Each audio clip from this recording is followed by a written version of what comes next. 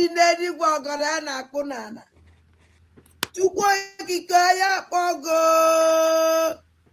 Eze binedi gumu ga gbakonata.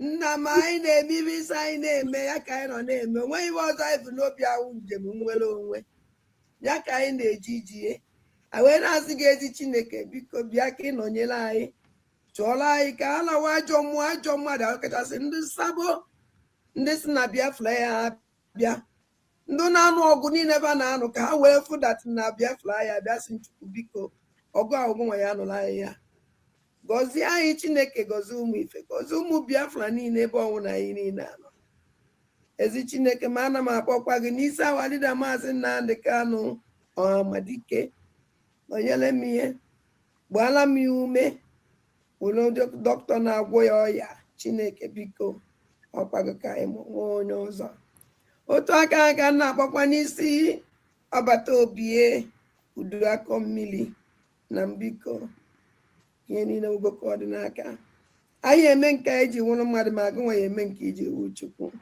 na m ana m asị aka ọwụna ụdọ ọwụna ezumezu ọwụna osi n'elu osi n'ala ọwụ ikwu ọwụ ibe ọwụ onye ọsọkwa anya wụrụ wụ ndị ji ọbata obi eji awalida Mazi Nnamdi Kanu asị m aka ha gbajie asị m tinyere ha ọgbaghara ebe ọwụna ba nọ na tinyere ha ọgbaghara were ọgbaghara tinye n'etiti ya Chineke pịaba m ụtarị mee ka ọkụgbuo ha na-arụ mee ka ezumezu ha niile ha saa kpọpụtara ya awalida Mazi Nnamdi Kanu n'ọbata obi ya na m otu a ka si welekwa awa COS wee tinye gị n'aka nna m ọkwago nwa wike yo onye emekwe nke o ji wụrụ mmadụ n'ọkwago Chukwu na-eme mmụọ onye na-enye ike ajọ mmụọ ajọ mmadụ uke mmụọ uke mmadụ ebe ọsọkwa anya si onye ọsọkwa anya wụrụ ọsọkwa wụrụ mụnwa na-eche echiche ọjọọ megide ihe asụ Chineke megide onye ọbụla na-emegide COS ayo ise ọwụrụ mụnwa na-emegide ya emegide m ise onye ọsọkwa ya wụrụ ebe ọsọkwa ba na-agwụ ije ọ na-agba ya n'elu ọ na-agba ya n'ala ọ na-agba ya n'okpuru ala ọ na-agba ya n'elu bed asụ Chukwu asụ megide ekwene ka ba binye nna m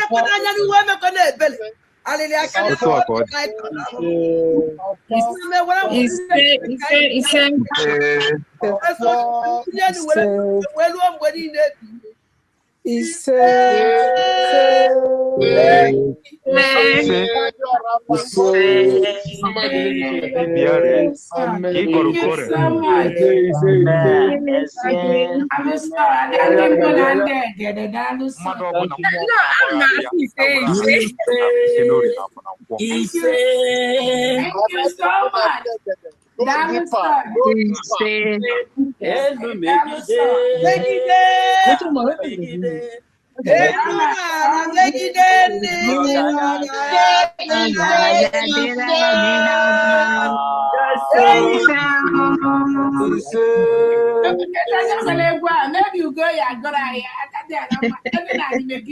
I like it.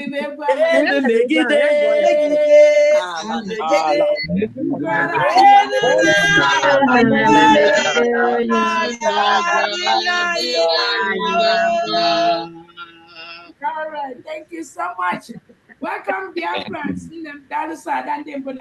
Thank you so much for that wonderful prayer. We thank God for this opportunity to thank our own Obato Obie, His Excellency, the Prime Minister of the United States of Biafra.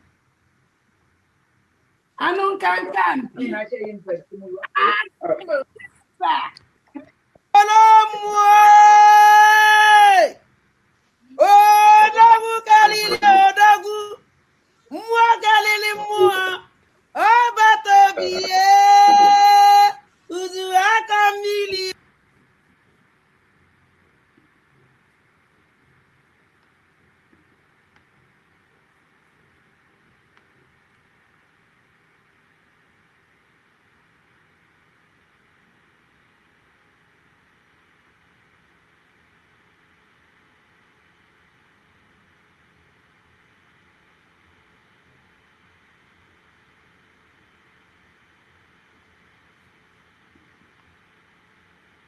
Orabueze ka anyị nọsị n'elu ihe na mbụ na mbụgodo ihe chọrọ ime ka Ngozi Orabueze mata bụ eziokwu ọgbata obi atụkwara nga terrorism 6 years terrorism ị nwere idea ada ọgbata obi Simon Ekpa Finland tụrụ ya nga 6 years for terrorism ị nwere idea okay for editing ọpụtago mba ihe na-ekwu ihe dị na news ka na-eme analyze okay because enwere ihe some people enweghị idea ha just na-agba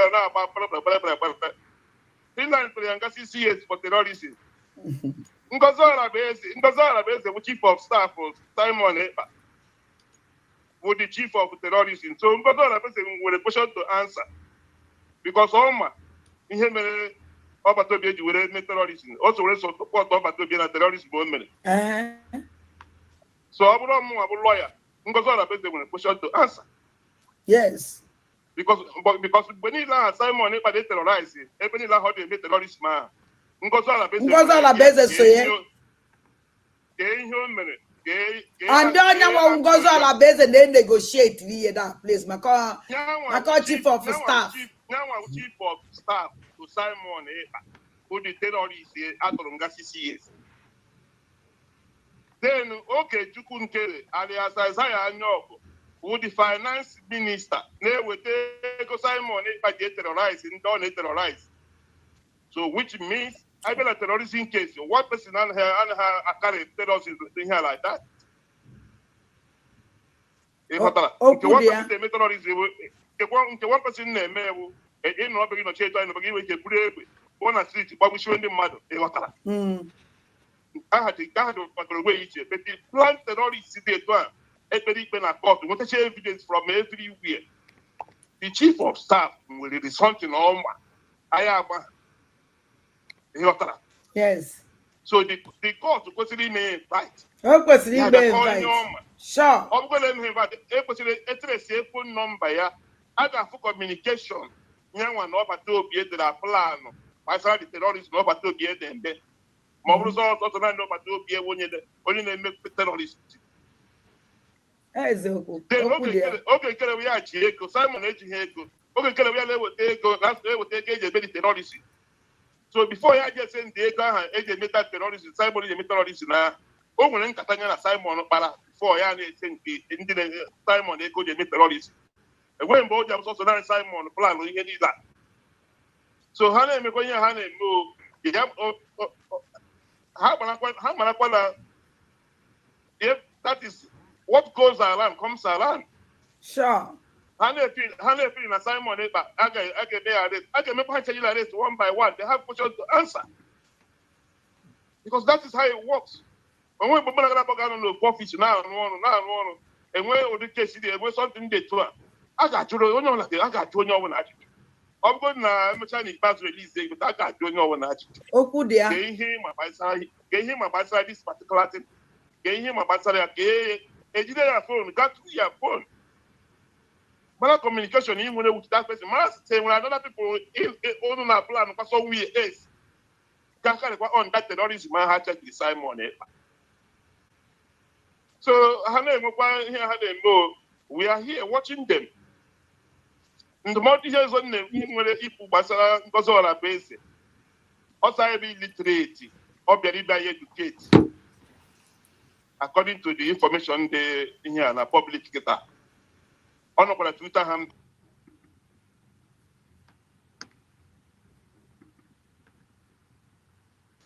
Hello. Ọkpa na-ama njijiji n'ala. Ọjụ ga-ala ware. Ọkpa na-ama njijiji n'ala. N'ọnwụ na Biafra sọkọmbụọ na nke a. Ọnwụ na Biafra mekịta sọkọmbụ, unu sọkọmbụọ. Achinyele m na aka enu. Na ndị egede. Adagenti. Ke ma jụrụ gị ihe a gwade early this morning ka onye sele ka njụrụ gị ihe a. Gị mba na ịtọrọsụrụ ọdịnanwa nsị gị na ihe jikwukwe maka onye abụ na anya na afọ anya amaghị onye ọ bụ ịghọtara.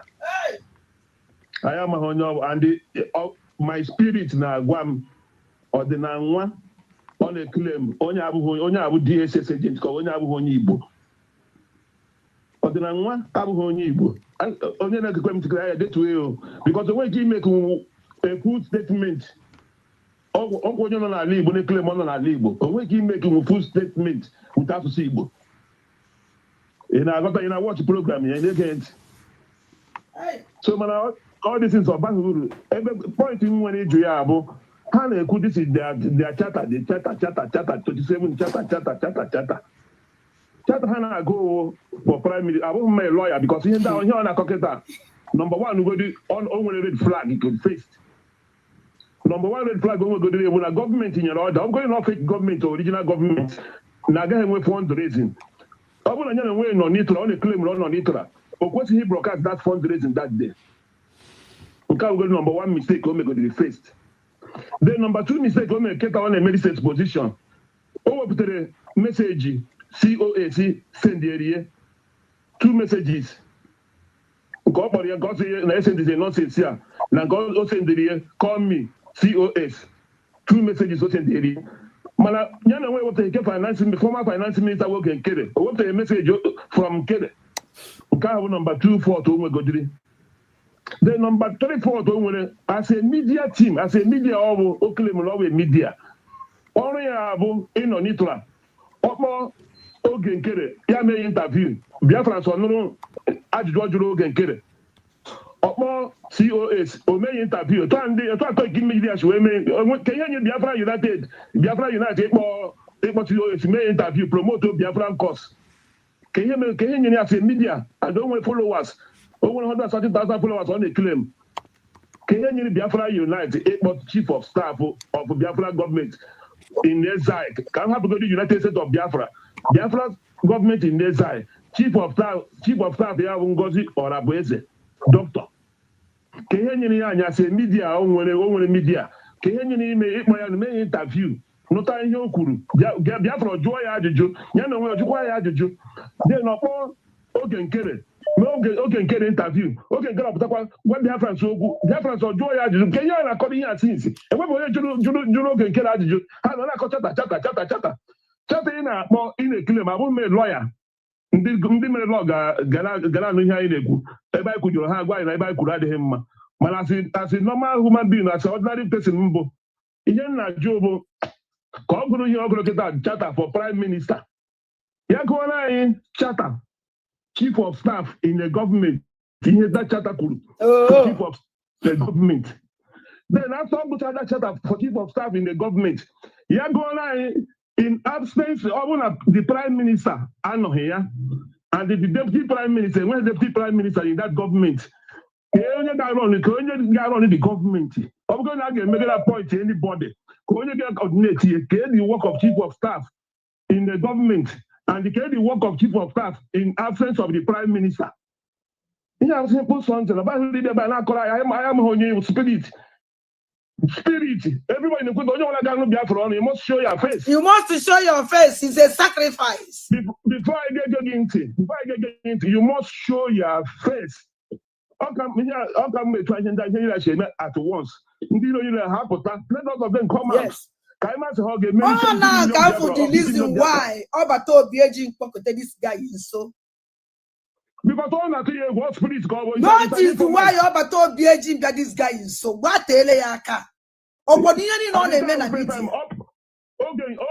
Oge initial time ọ na-claim ọ gbapụgo from ọ joinere Nelly ọ supportụrụ Nelly during Nelly their time ọ nakwa watch message ndị mmadụ edere ebe ahụ ọ joinere Nelly with the face ọgala ahụ ọ ndị ha na-emekọta oge ahụ ọ joinere ihe a idu mana ọ ya nọrọ ndagba mekọta ya disappear so emere ya attack disappear ma onye masị ebe ọ nọ for months before support ọkụ ọbata obi ọ bụrụ na ọkụ dị over ọsọ ka nagodu so that onye awụ ochi azụ Biafra echezọ n'ihe o melụ ya ka o chighara azụ. Last month before I got this convention ọ na-eme program ọ chọrọ ibido program ahụ bidobeghị ihe ọ gara just start analysis oke kpọọ ya na phone etinye kwuru na PM disappear ebe 2 days that mere oke kpọọ ya na phone ebe ọ na-achọ ibido program ya sị ya na ọ nọ live program ọ chọrọ ka o senderi ya link oge si ya nye 30 minutes na ebe ọ nọ ka o riseti onwe a gwara gị n'oke bụ na họteelụ ka oge enweghị ụlọ na hotel ka oge nọ oge chukwu nkere bụ na hotel ka obi enweghị ọ nọ na hotel nke atata na watch background ya go and watch all the whole background ebe oge nkere na eme program all the different background hotel all of that send the picture bridge send the America ọ nọ ka anyị nọ oche na anyị nọ na Jamaica ọwụ na Biafrans gba nkịtị alụ ha wee mee anyị onweghị ọzọ mmemme na mma Solinda enyego m na advice mma Solinda alụ ụlọ eji nwa ọnọla na France zu ike ụmụ m nọ here and I will French citizen okwu ebe nne m anwụọ n'ahụ onwezighị nna m anwụkwuo onye adịna n'ihe na-ekwu ana m anụ ihe na-ekwu ka m round up biko ka ihe a dị very very important ekwuru m ihe a in the morning na-eme program ekwukwere m ya na Twitter this afternoon the government should not wait there's no time to waste as eme ngwangwa emeghara ọdachi agbaghị ụzọ were mgba ọ naghị echi the attorney should go direct to court gba oge akwụkwọ na court immediately let them come ihe a bụzikwa nke ọgụ nwa na-agbara nne ihe a bụ gọọmenti ka anyị nọ n'elu kịta we are in government ha chụọ ya that is the gọọmenti ahụ ka anyị chọrọ ịkụzi ma ọ na-arụ ọrụ ma ọ na-arụ because edidi ịpụta na-akọ ihe ndị ahụ asịrị ka ha na-akọ onye ọbụla ma ihe ọ ga-akọ ma Biafra Unite ya bịawa na kọtụ and the court ụlọ America ebe a ka akaụntụ ọ na-abanye na Naijiria ọ nọ akaụntụ emepere na Naijiria akaụntụ ọdị na Naijiria ụmụ Biafra onye na onwe unu nsogbu let us see ọ bụrụ na gọọmenti anyị na-arụ ọrụ tụrụ na ha sị na ya abago United States of Biafra this is the time they will show that thing nke Naijiria nke aka na-ekwu na akpọrọ ha na Finland ha na-agba ọsọ nke ahụ America ka a na-abịazi akaụntụ na America ka emepere ihe nke ahụ nke emude Nnamdi Kanu nọ na London na-eme broadcast aje kidnap onye na Kenya nke ahụ na America ka ha ga-abịa ebe a oriri ga ebe a je meet ha na court let them come ka ha bụgodi ebe a biko ka ndị ọzọ nwee ike itinye ọnụ Nando hi uno ihe na-ewute that na somebody I like so much. I like this man with hope na onye awụ mmadụ. A man that na ikuku. Hello?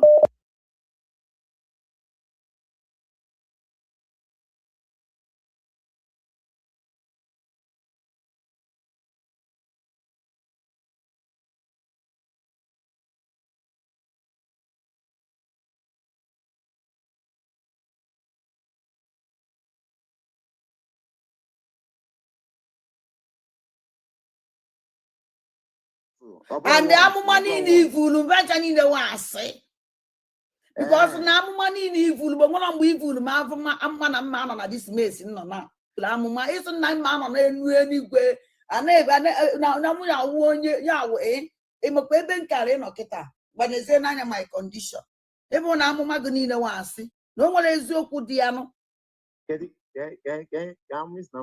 ịsị na mụ nwa wụ ya wụ a great woman the whole world ụwa niile ya amụ maka na-ekwu maka na-esekpuru m na-asọpụrụ m na mụ ya nọ n'elu kacha elu n'ife ịfụrụ mụ na Carolina Mbeze ya na-anaghị enye awụ na ihe efe anyị ka Chukwu ịbụ na anaghị na ahụ ngụnwa na onwe gosizi na ndị anọzi n'elu kacha elu na jeje na soshal midia kparị ebe na amụma ga-awụ ọkụ na-asị ka ọwụ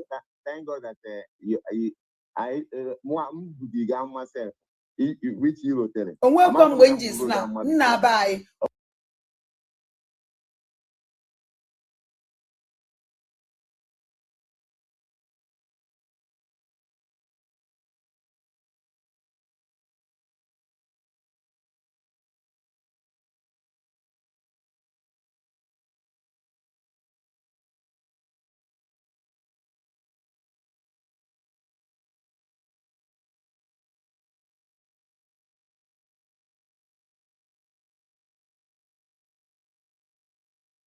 na-agwa ụnụ this woman Chineke biko meelene m ebele adụgo m tired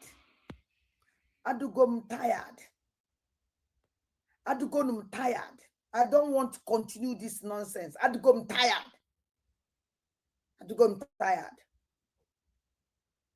ọkwa mmadụ ka nwụ adụgo m tired ike agwụgo m ụmụnne m ike agwụgo m sị na ike agwụbe ma na nwa ezigbote onye okwu asị adụgo m ike agwụgo m and ọnwụ na nsọ unu ike agwụ na ma ọ na-ewe n'iwe onwe onye ya awa ọwụlụ onye si na ọ dị izi ya bịa kede bịa na enya this idiot n'ebe a na-agwa ụnụ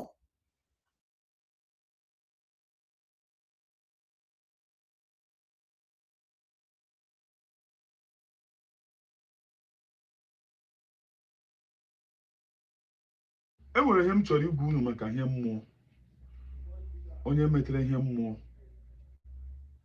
onye ji aka ya dọrọ mmụọ donye onwe ya onye mọjọrọ mmụọ the video m chọrọ izi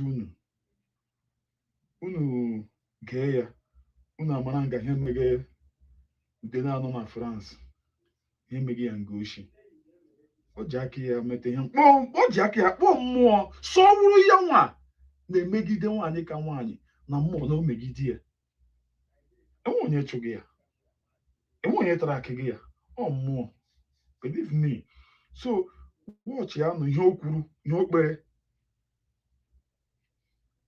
ọ ya ka unu ga-eji amata jos unu gecha detin unu achị anyị ya ka udele aha ya udele anọ na France ọ gara izini ọfụma ji echiche si ọkwa ahịa ahụ ọ ya mere every morning mpụtaghara m na-ekpule yi detin ka ọ mara nga ihe emegị ya chi ya so that ụmụ ya kwụ ya ọgwụkwọ ụmụ ya si ọhịa ahụ ji aka ya kpata nwa ji aka ya kpata a na-asị na akpasu aṅụ ịnwa ji aka ya akpasu aṅụ ịnwa ji aka ya dọrọ mmụọ donye onwe ya today na mmụọ na-apịa ya oyi aka gechaa na ya unu ashia ya so that ndị hụrụ ya n'anya si ya ụmụ ahịa ọ ga-eme o meghara ahịa ahụ mmụọ hapụ ya enwe onye chụghị ya nobody tara aka ha believe me o ji aka ya dọrọ mmụọ na-apịa oyi aka na moto aka si welekwa awa COS wee tinye gị n'aka nna m ọkwago nwa ike yo onye emekwe nke o ji wụrụ mmadụ n'ọkwago Chukwu na-eme mụnwa onye na-enye ike ajọ mmụọ ajọ mmadụ uke mmụọ uke mmadụ ebe ọsọkwa anya si onye ọsọkwa anya wụrụ ọsọkwa wụrụ mụnwa na-eche echiche ọjọọ megide ihe asụ Chineke megide onye ọbụla na-emegide COS ayo ise ọwụrụ mụnwa na-emegide ya egide m ise onye ọsọkwa mbewa ụmụnne m ọkụdova ọchịchị dị too much mụnwa na onwe m adịghị m sef hafchakwa na nọ n'obodo a adịrọ m sef anything can happen at any time anything can happen at any time. The people I now fight or agents of darkness, they work with Nigeria, they eat with Nigeria, they do everything with Nigeria.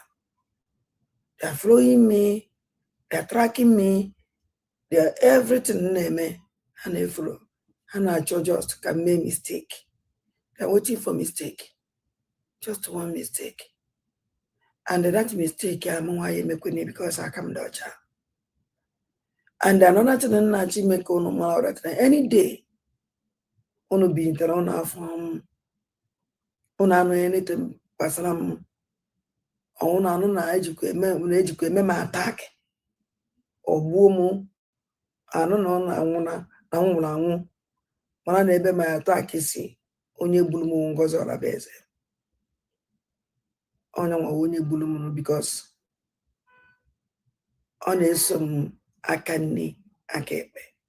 The agent is too much.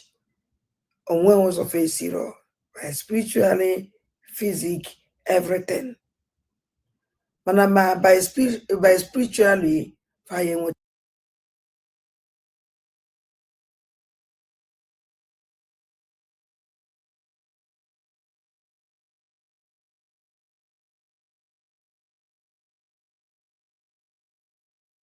I just remember the name the KANU and tears they flow out of my eyes.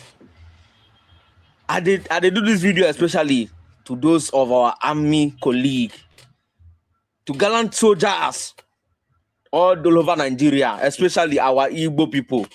Say we they wear this thing, no mean say we no get sense again, say we no know where we from. This thing a person wear and give, na person give us. This thing now wetin they take deceive us, na person give us. May we get our sense now. May we get our sense. Nnamdi Kanu is fighting for our tomorrow. He knows what he's fighting for. He's a man who can say something and it will come to pass. Why we no one respect him? Now because say no be person where they come club, come spray money. Why? Why are we doing like this? Then they use us. How much do they collect for this thing where they wear? How much do they collect? Then they set us up every day and night. They put us for one front. Would they go die? But our brother where they there, they fight for us. We just keep quiet. They wear this thing. But we get sense. Say we they wear this thing, no mean say we no go nowhere we from again. They no like us. They no love us. Imagine where they want send people go inside bush. Now we Igbo that they carry go first. I got one. Slaughter I one. Manandi prefer no side I in Ebu Ibu ne nwa fuku. Me will get sense. Nnamdi Kanu yakaka obuna jigi ndị obuna gbado ndị obuna mere ọnọdụ gị iji na ebe ahụ nọ aka ga-agwacha ha n'aja. Ha ga-emecha regret ndụfa ma family ha ma onye ọbụla tinye aka na ya n'afọ okike abịa ma ise. I just remember the Nnamdi Kanu. Ise good morning ụmụ Chineke. Ekene m nwoke, kene nwaanyị, kene mmụọ zipụtara m, kene mmụọ ala Igbo, kene mmụọ na-ejere Igbo oji, kene mmụọ aja ala, kene aja ala, kene aja elu, kene aja na aja, kene aja Chineke nna. Ekene m my president Mazi Nnamdi Kanu, mekene my prime minister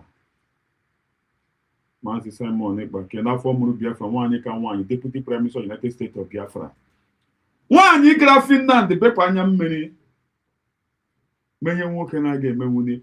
O ziri ozi si na Mazi Nnamdi Kanu, Prime Minister Simon Ekpa, worry no more. That thing you are looking for, I have gotten it for you people.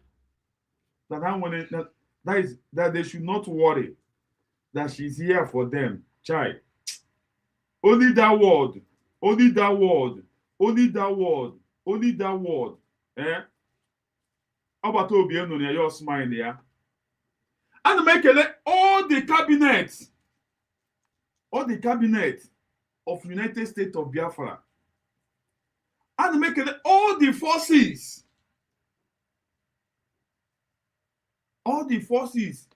Secretary of Defense, so from up to Nidan, and make it and make all the genuine Biafras are at large. All the genuine Biafra at large. And I say, Chukwu okike abịama, yo chebere m unu n'ụtụtụ, chebere m unu n'ehihie, chebere m unu n'anyasị, ụgwọ iji anyị akpa unu. Anyị nwe mmeri, anyị alawala. Respect yourself. Respect yourself. No, come she go there. Respect yourself.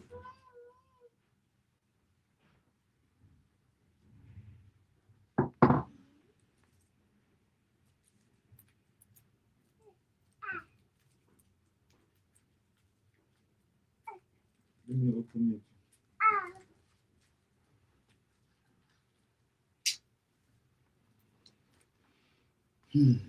Eji m ohere a na-ekele ndị nọ na comment section. Ekele dịrị Chukwu onye eziokwu. Ọ sị good morning to you. Ọ sị good morning to you all, my lovely fellow Biafrans in USB. May the good Lord bless us all. Happy Friday. Thank God it's Friday. Happy Friday to you all. Mazi ekele dịrị Chukwu. Yo bekwa ya si ise. Yo bekwa nga si ise. Chimdebube dị Ngozi. Chimdebube dị Ngozi. Ọ sị la suba onye ocho. Mazi Martins nke m akọla m nwa ọzọ m ga-amụ aga m akpọ ya nke m akọla m. ị ga-afụ mmụ ha n'ọzọ na makpọ ya nke makọla m Adaobinna Adaobi de makpọzie ka ha nke makọla m ị ga-afụ ndị ọ ga-awụ nwoke n'ime ya ọkwụ gị ihe iji stọbọn. Martins si greeting to you Maazị Humble Lion onye eziokwu nwanne ịdị mma udo dịrị gị na ezi unu n'ezi ọnụ udo dịrị gị n'ezi ọnụ. Thank you so much Martins. Also greetings to you all genuine fellow Biafran citizens. Ọ na-ekele unu Martins na-ekele unu. Obi-Wan birikwo. Also this is just the beginning, child. Obi-Wan, the voice, that is the voice. I love that man so much. Thank you so much. Martins nke makola m also Merry Christmas. You be were love flower here Christmas every one of us you be were love na-etige in the house. Every one of us would have love my flower tige. The same Martins also follow Biafrans who know road. Dr. Ngozi Orabueze Ugo Kuriana also who know road. Dr. Ngozi Orabueze Margaret Ijagwa good morning Humble Lion TV Otiria TV maka ụmụ every morning you're gonna watch him na television or na phone ka oji na watch him na TV ya ka ọ na watch him and ọ na watch him na TV you're the bold nna kwa the bold na TV da Mommy Jagwa ama m na ọ dị bold Chukwu gozie gị ezi nne ọpụpụ na mbata gị bụrụ ngozi dị anyị na-eje. The same Martins ahakwa nke makola m ọsị USB is the final bus stop. Akwefure that is final bus stop USB to our final destination. In Ania, Ebube here we come. Ebube, hey, Chakina. I'm gonna get a name with Ebube Dingozi. You'll be here. Umuchuku, we are going home. The same Martin said, also Umuchuku, we are going home. You can continue to go. When you're going to go, you can be one hour.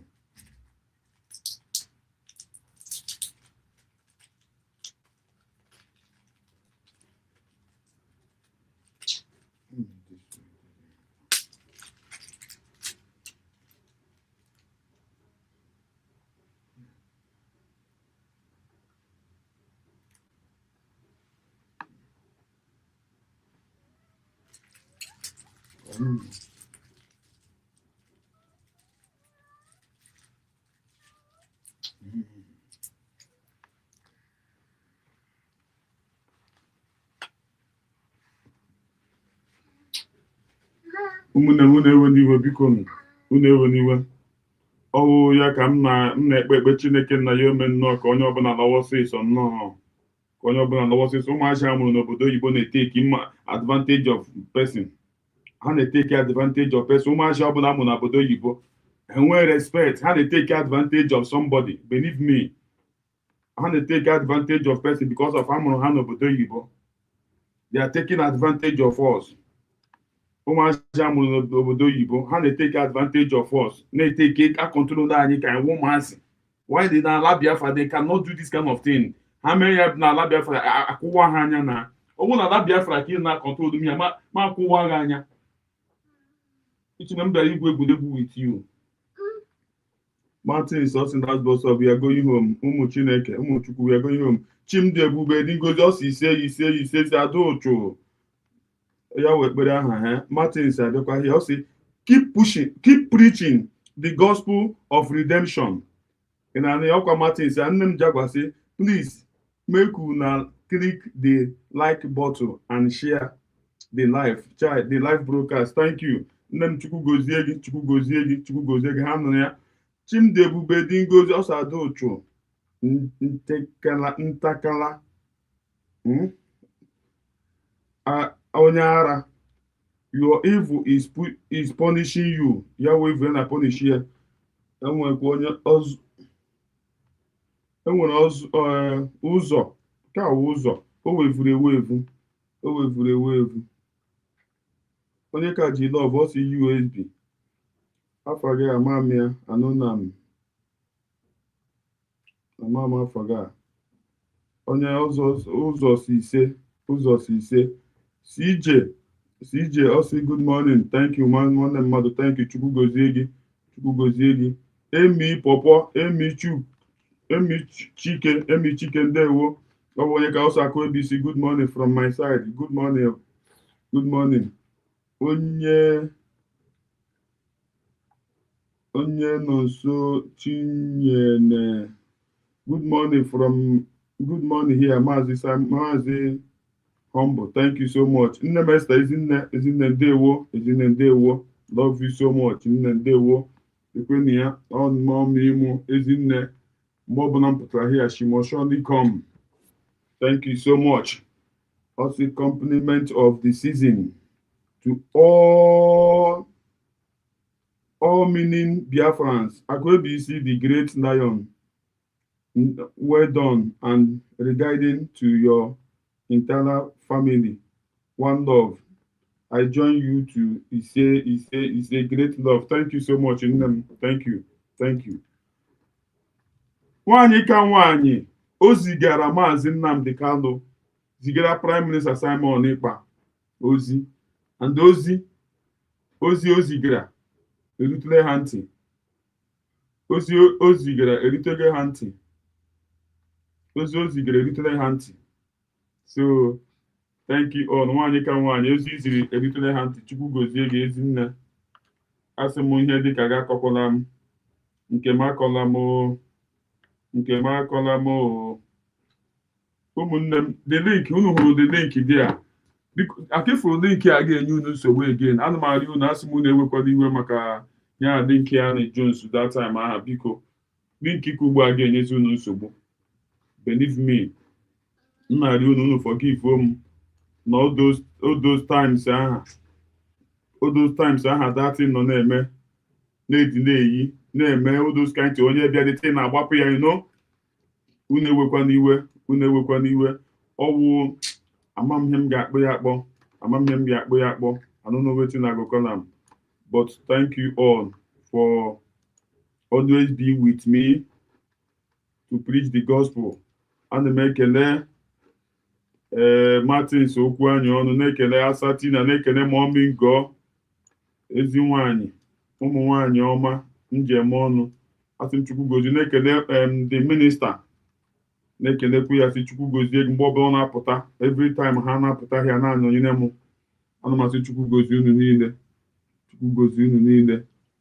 ma ụmụ nwoke ndị ike m kpọrọ ma ndị na-akpọ ha unu niile Chukwu gozie unu ka anyị gbapụ ya ọsọ enwere ihe m chọrọ iti gị anya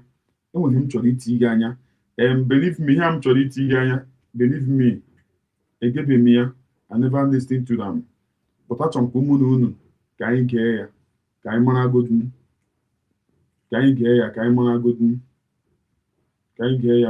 agodu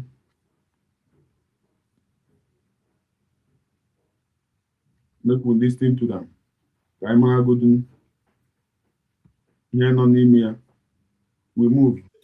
Was responding to this.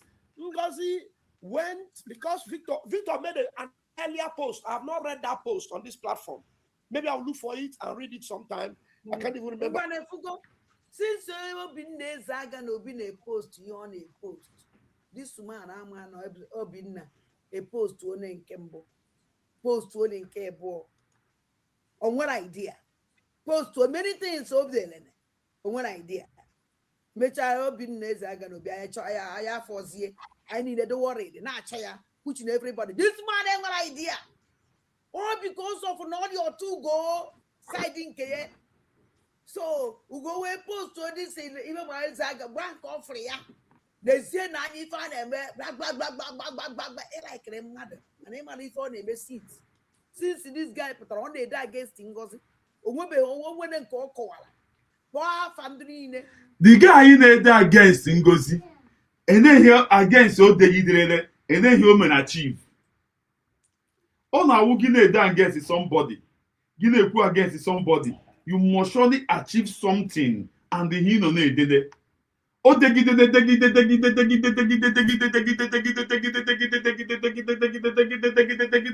Mmiri awụrụ n'akwụkwọ ede. Akwụkwọ ede, iwu ha dị ụtọ ya gbapụ. Okwute, iwu ha dị ụtọ ya gbapụ. Nwaanyị ka nwaanyị wụ egbe agbara n'anyanwụ, mkpụrụ agidi ka a na-ala n'iyi. Onye ma ọma ime ụwụ egbe a na-agba n'anyanwụ, mmiri awụrụ n'akwụkwọ ede, mmiri awụrụ n'okwute, ofu onye. Ududuru ihe hapụghị ehi a. Mmadụ na-ede dejo ka ọ dejo mmadụ. Gịnị na ọ na-ede? Na platfọm ya dị nga ahụ ọ na-ede gị ya, ugo emechana help ọ na-eche ayịrị ya ha, enweghị ọ na-eme uvu. Onye ọbụla ma ihe believe me, eze aga na obi ọka sọ gịnị amaghị m onye ọwụ ma ọ chagwụcha ma o jige nji o, but anụrụ m na the guy ọ chọwahala ihe ma ọ chọtaghị ihe ọ na-eri then ya obido edegheriwe. Anụ m na o mere ya our president Mazi Nnamdi Kanu, anụ m na o mere ya our prime minister Mazi Simon Ekpa, na ihe this guy na-achọ ụwa afọ ya obidokwe nga na ebe egbe a na-agba n'anyanwụ. Egbe a na-agba n'anyanwụ surprise ndị mmadụ. Ọ bụ na so onye iberibe na-aga iberibe egbe a na-agba n'anyanwụ ya wụ ma ọ ma imu Dr. Ngozi Orabueze. Egbe a na-agba n'anyanwụ, mkpụrụ agidi ka a na-ala n'iyi. Nwaanyị ka nwaanyị a sị na enwere one useless person, amaghị m onye ọwụ, believe me, ọ na-eso m unu ma onye ọwụ a na-ekwu ofu dege ihe ọwụ dege. O degide a sị na o degidene odetenwuni daizi, odetenwuni ọnụ ya. Imagine a sị na onye edegidene, geenụ ntị.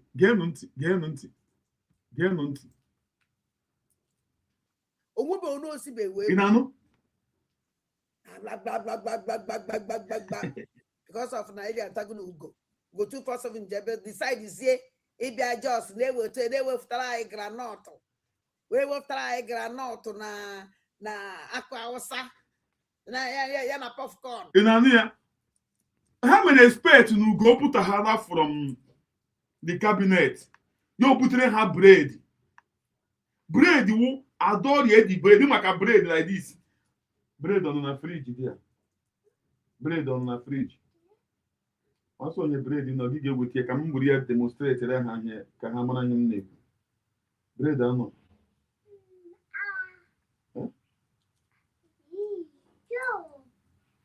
Bread ka m jụrụ gị na-enye m mepere gị sweet. Ị na-ekere sugar. Were iji ihe stain ga Dubai.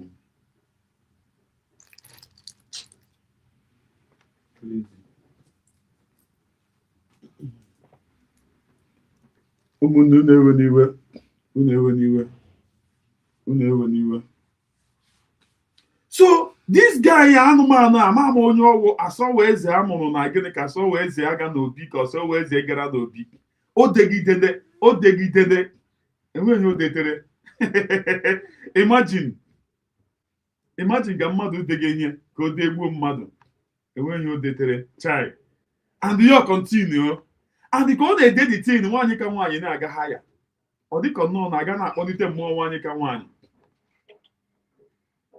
Ọ dịka ọ na-aga na-akpọlite, ọ na-aga haya. Enye guchi ụzọ ahụ. Enye guchi dị ụzọ. O degidere, geenụ ntị. Egbe a na-agba n'anyanwụ, mkpụrụ agidi ka a na-ala n'iyi. Chai, ara agbachala ma nwaanyị ya sef, ara agbagharị ya. Enyi ya ifuru nwaanyị a nsogbu adịghị, no need ikwu okwu. Unu ga-ahụju anya, geenụ ntị. Saya na-ata na ụdị na ọ na-eme Ngozi expose. Ọ na-emebe ọwa expose ego, eri ego. Ejụọ kịta sị na ya na-eme Ngozi expose. Erikwa ego ego. Gị nwa na onwe gị ị bịara ime expose. Mgbe ị na-abịa n'ime expose ke gị, secret of life ebe a nọ na-ebuba gị n'ime ọhịa apụta. Ugo onye iberibe. Unu ne nwaanyị ka nwaanyị anya, egbe a na-agba n'anyanwụ anya. Unu amara that na this woman did not come for your money. All the form of Tine don't come for the body. Tine come for the money. She come for the body. She no come for the money. Akwade dete she go egwu a. Akwụrụ m egwu a. Nne m abịaghị for the ego, ihe ọ bịara for inye anyị ihe anyị chọrọ. Aka na anụ. And the history will never forget her. The history will never forget my mother. Chere nu ma ahịa ọcha na aka with the words. Ya mmekwere na agụ ọmụmaka. Nne m, hell, Chineke nna. Imagine ya nwa na onwe ya si na ọ ga-eme nwaanyị ka nwaanyị expose. Ọ wụzi onye pụtaziri n'azị na-ekwuzi na ọzọ ugo ozi. Nwaanyị ugo wo oduku. Lekwa isi ugo na-ahụ kpọkọkpọkọkpọkọkpọkọkpọkọ ka akụ bekiri. Ọ bụ onye dị exposition. Official ala ji ndewo birikwo. Ugo isi ya na-ahụ kpọkọkpọkọkpọkọ. Ọ bụ onye dị exposition. Ụmụnne m, believe me, a na-eme eziokwu expose. Jụọ ọnụ m. Oh, you go ji anything. I'm your saying. How many months now? Enweghị o ji n'aka. A useless man nọ nwoke ibi ya aza aka ọdụ nwunye ya. Believe me. Ọwụrụ m the kind of ọkpọm ga-arịpịa jere. That place ahụ ndị mmadụ ga-agbakọnata mụ na ya. And ndị mmadụ ga-asị m na mmekọ ya ha. Because onwe any right ipiki the corn. Enweghị only right ipiki the corn. Chibụzọ ndewo. Ụmụnne m na-enunu ugo na-enweghị ihe ojighị anything against egbe a na-agba n'anyanwụ. Akwụkwọ ya ụgwọ akwụkwọ ya ụgwọ. Ebe anyị ji ebe anyị si ka amanụ m no. Onye ọ dị Biafra sọma na Ngozi na-eri ego ara. Oya ngo ayo didire ego too fast you be expose Ngozi na ego.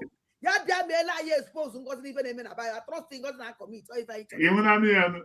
Abomination Ngozi commit na Igbo if I chọrọ n'ọnụ Igbo. Onye na-abịa ege. Money. Ị na-anụ ya? Ya nwa na onwe ya. Ọ ma eziokwu. Ọ ma ama na nwaanyị ka nwaanyị. A ga-anọkọta ibe iriwe ego gịnị. James Chigozie ndewo. Ego gịnị? Ọ ma ama na nwaanyị enweghị o ji ego mụ Biafra eme. Ifu ya nwa na-ewere eki ya na-eti ige. Ini ya okwu money. Because ọ ma ama na ugo wee mumu man. Ugo 247 emumu man. He ugo 247 n'ụwa. Ọ ma ama na nwaanyị ka nwaanyị. A ga-anọkọta sị ọ na-abịa ego ile o ji ego wee eme. Ego ole ka atụtagaghị ọ. Ego ole ka atụtagaghị ọwụ. Ọ na-abịa ibe iri. Ego ole ka atụtagaghị ọwụ. Ụmụnne m cheki godunu nọ. Ego ole ka atụtagaghị ọwụ. Ọ na-abịa ibe iri. Nwaanyị Chukwu goziri agozi. Chai. Were akụrụba chọọ ya mma. Onweghị o ji ego na-eme. Even this useless woman mama na nwaanyị ka nwaanyị ka iri okokodo na nwaanyị o ji ego anyị eme. Ọ ma ama. Geenụ ntị. Ọ mama na ugo idiot.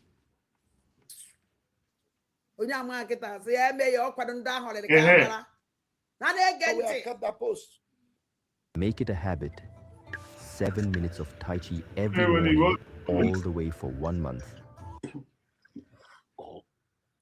Victor wrote something to expose this lady. This treacherous, Jezebelic, evil woman. Don't know what they saw in her. She's just evil. The only thing I see in this woman is evil.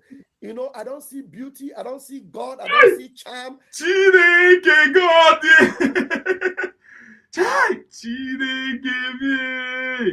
This guy at all also I don't see beauty. 1 minute.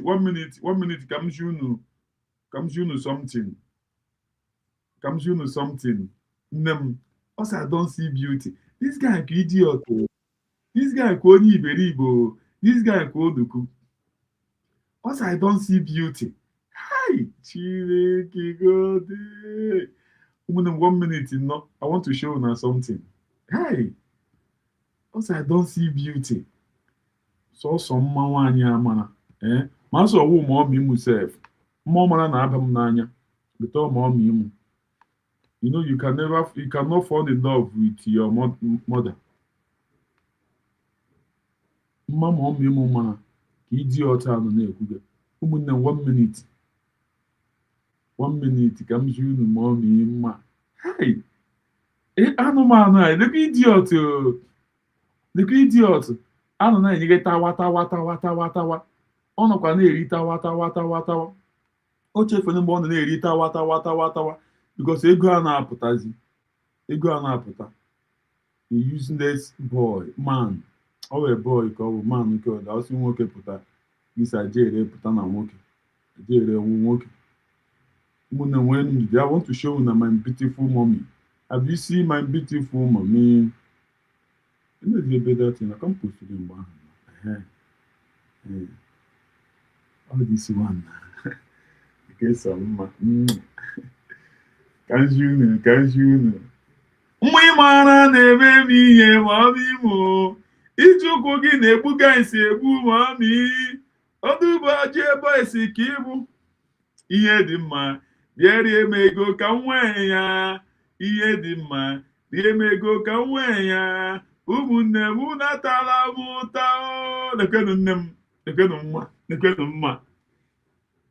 Adamma ji jelọb aga. Cheru ka m gwa gị nwa ọma ji jelọb aga. Aga m eso gị. Ebe na-eje ka m na-je nụ Adamma ka anyị na Mmi mara na-eme m ihe nne m. Ichukwu gị na-egbuka isi egbu nne. Odugbaje boys ka ịbụ nne m. Ihe dị mma. Rie m ego ka m nwee ya. Ụmụnne m unu atala m ụta. Chai Chineke. Unu hụrụ mma. Denunu pointed nose ya. Denunu eyes ya. Denunu ọnụ ya sọ mma. Denunu otu olu shiri ju eju. Olu shiri ju eju. Denunu. Hey, I love you. Akụ na-afụ ya. Ofeke nwụrụ anwụ. That boy, nọ na internet. Ofeke. Na-amaghị ebe a nọ ekere nke ụkwa. A useless man. Ọ bụrụ nne m ka ị na-ewetara ọnụ. I don't blame you. Believe me. Ọ ka ị wee fụ ya. I don't blame all these people. I don't blame them. But we move. I see Jezebel, I see evil. Anytime I see Ngozi, I see an evil genius. Evil. Now look at what she wrote. No, excuse me. Look at what she's posting. Now she's trying to bring out what Victor, posted. Victor wrote and said, take a good look at this lady, Dr. Ngozi Orabueze, a towering figure, etched in resilience, standing firm against a torrent of false accusations and venomous misrepresentation aimed at shattering her reputation and the noble intentions. Her mission, nothing less than the sacred quest for total independence, a sovereign Africa unshackled from its chains. I offer you this truth about her, a truth you may embrace or reject. But mark my words, time, that relentless unveil of all mysteries will lay bare the proof.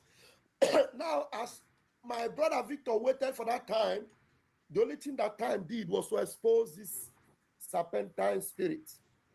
I don't need to read it. So the woman went and brought this post and said she's going to report him to our Prime Minister and Mazi Nnamdi, as if he has anything to do with those duo. You know, I wanted to. Then idiot who na-ekwu. Oma na Mazi Nnamdi, the Prime Minister, all of them, they are happy. Worry no more. What you are looking for, I have gotten it. I have it. Akwina idiot anụ na-ekwu. I see where if on the freedom fighter. Ndị nwere plan B. A ga-declare Biafra. this guy masị ego ya o tiri ego ya ụmụnne m ọ dị egwu these people ifuru ndị a amamidi ihe a ga-eme ndị enyi na ịgba ha ọkụ ọwụ dị by hanging ịgba ha ọkụ wụọ ha fuel gba ha ọkụ ọ ga-awụ ha fuel gba ha ọkụ ma anyị na-aha ala n'obodo ọma anyị Chineke nyere anyị no mercy for kakunjo this idiot a kakunjo this ajere no mercy no mercy geenụ ntị what she wrote. I don't think he's here. Well, I see that. Okay, for me to see it, I have to go to her post.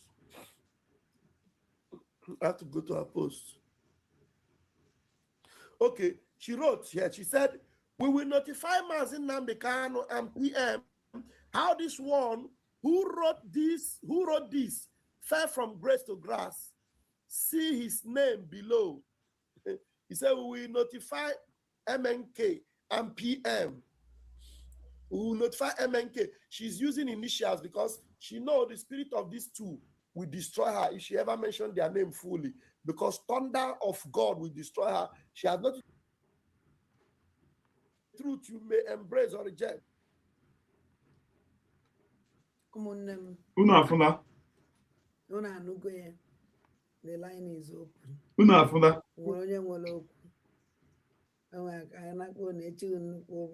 Unafuna.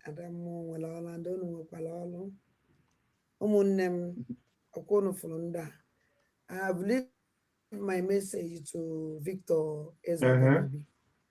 He was on your brother. He was on your number through go 247 on our bata.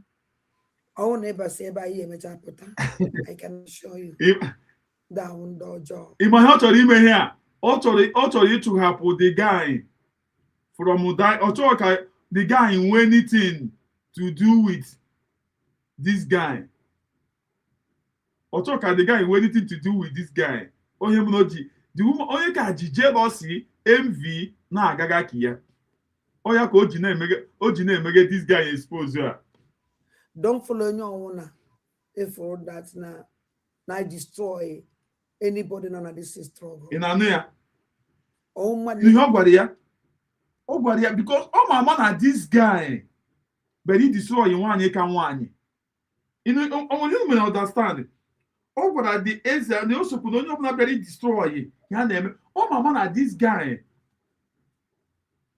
Oh my man this guy, but he destroy you one. If we go, she quote the thing.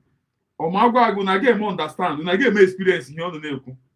1 year, my man and 1 year can one, you know, at the right track. 1 year, my man and 1 year can one, you may get here. 1 year, my man and 1 year can one, you get you born. Oh, mama. Now 1 year can one, you have 4 months Biafra. No, make that is exactly natural. They go to now. Unsori bam no hoga hanya megano. Oh, hoga niana. But in my name, also gonna. I'm money in Ibu, the mancha in there, no washing. Listen, I'm gone and gonna know my condition now. Condition your na no now. Okay, she is so. Now here I'm again now, but she's nowhere to be found. She's nowhere to be found. Oya ki wefu. Chai. Had I know, come at last. Oh, here, not here. Had I know, come at last. Can you get it? My question, I want to use next man not spend. The idiot, ya quality. Kunu no dia. Nekporo 9 eje anyway. That one dojo. You're not genuine. Oh, na fadi genuine. Iya ye jima na fadi genuine. Yeah, that's not how government. Let them do. Here government kwesịrị then I am no government anka how I am yes na apụtara to fight for our people. I am yes na do na now na yes na the genuine. I feel many things. When you cannot deceive anybody. Eziokwu dị n'eziokwu ka mma agwadewo. Onye chọrọ ibelieve eziokwu ahụ believe. Onye achọkwana ibelieve ya ala na emechakwa n'ikpeazụ ona ha si a confess kịta ka ha ga-esikwa confess. Hello. Nna m mgbede ụtụtụ ọma. Good evening. Not him, man. Nna m chi m nọ n'ọlụ anọ m ya. Okay, good evening. Good evening. I can't believe all this shameless man yakpo, this useless man yakpo. Oguna so yanwa. Onye no ifere ya na-eme the man. Get nothing. Mgbe na abụrụ beda evening ka anyị pụtara ihe niile tara n'abalị anwụta. Ekele m gị nwanne m. Masị gị jisi ike n'ọrụ ọma ya na program ị mere dis n'abalị a. Ihe kpara m obi ọma bụ na ọgbanitere agbaala n'ọnwa. Ịghọtago? Eziokwu ejila aka kwuo onwe ya. Ọwa adịghị nwa na-ekwu. Ugo 247 na ọgbalara gị aka ebe. Na ndị niile na-asị ada ọwoke ọkwọ na anana. Many people are happy this woman. Ngozi Orabueze. Nwa ọzọ ya na-ekwu. Ihe niile gbasiri ihe ogige kịta ndị Fulani. Fulani. Na ndị ke ọ na-akwụtụkwa ụgwọ ndị ka ọ na-emetụkwa. Ya na ndị na ndị ọ na-enye ego. Ndị fọdụkwara na mama the whole people even agwa gị dị na nnọọ I don't know ma ndị be anyị ọnụkwa eche echiche ọfụma. Somebody like Solomon Ngwaọcha na Nwonyami ya Nwonyami na Ugo 247 ọ na-efoziri ajụjụ m na-ajụ ọ na-efoziri na-apụtakwa ihe a mgbe every Saturday ịfụkwa ndị ga-ama aga aka na akpa wepụta ego nye this woman a na-eme fundraising. Ndị Fulani ya na-sponsor ya kwa wee na-akọ nke Biafra land. They are only fighting the fund. What they are fighting just the fund. But anyị maka ewe eziokwu ọ bụla so onye iberibe ga na-ege ndị anti. They are only out to fight the fund, but ọ na-adịrị ha easy. Every Saturday ihe na-eme the way ihe na-eme echi now. They are only out to fight against the fund. Nga ahụ ego ha shapụta onye ha na-eme. It's only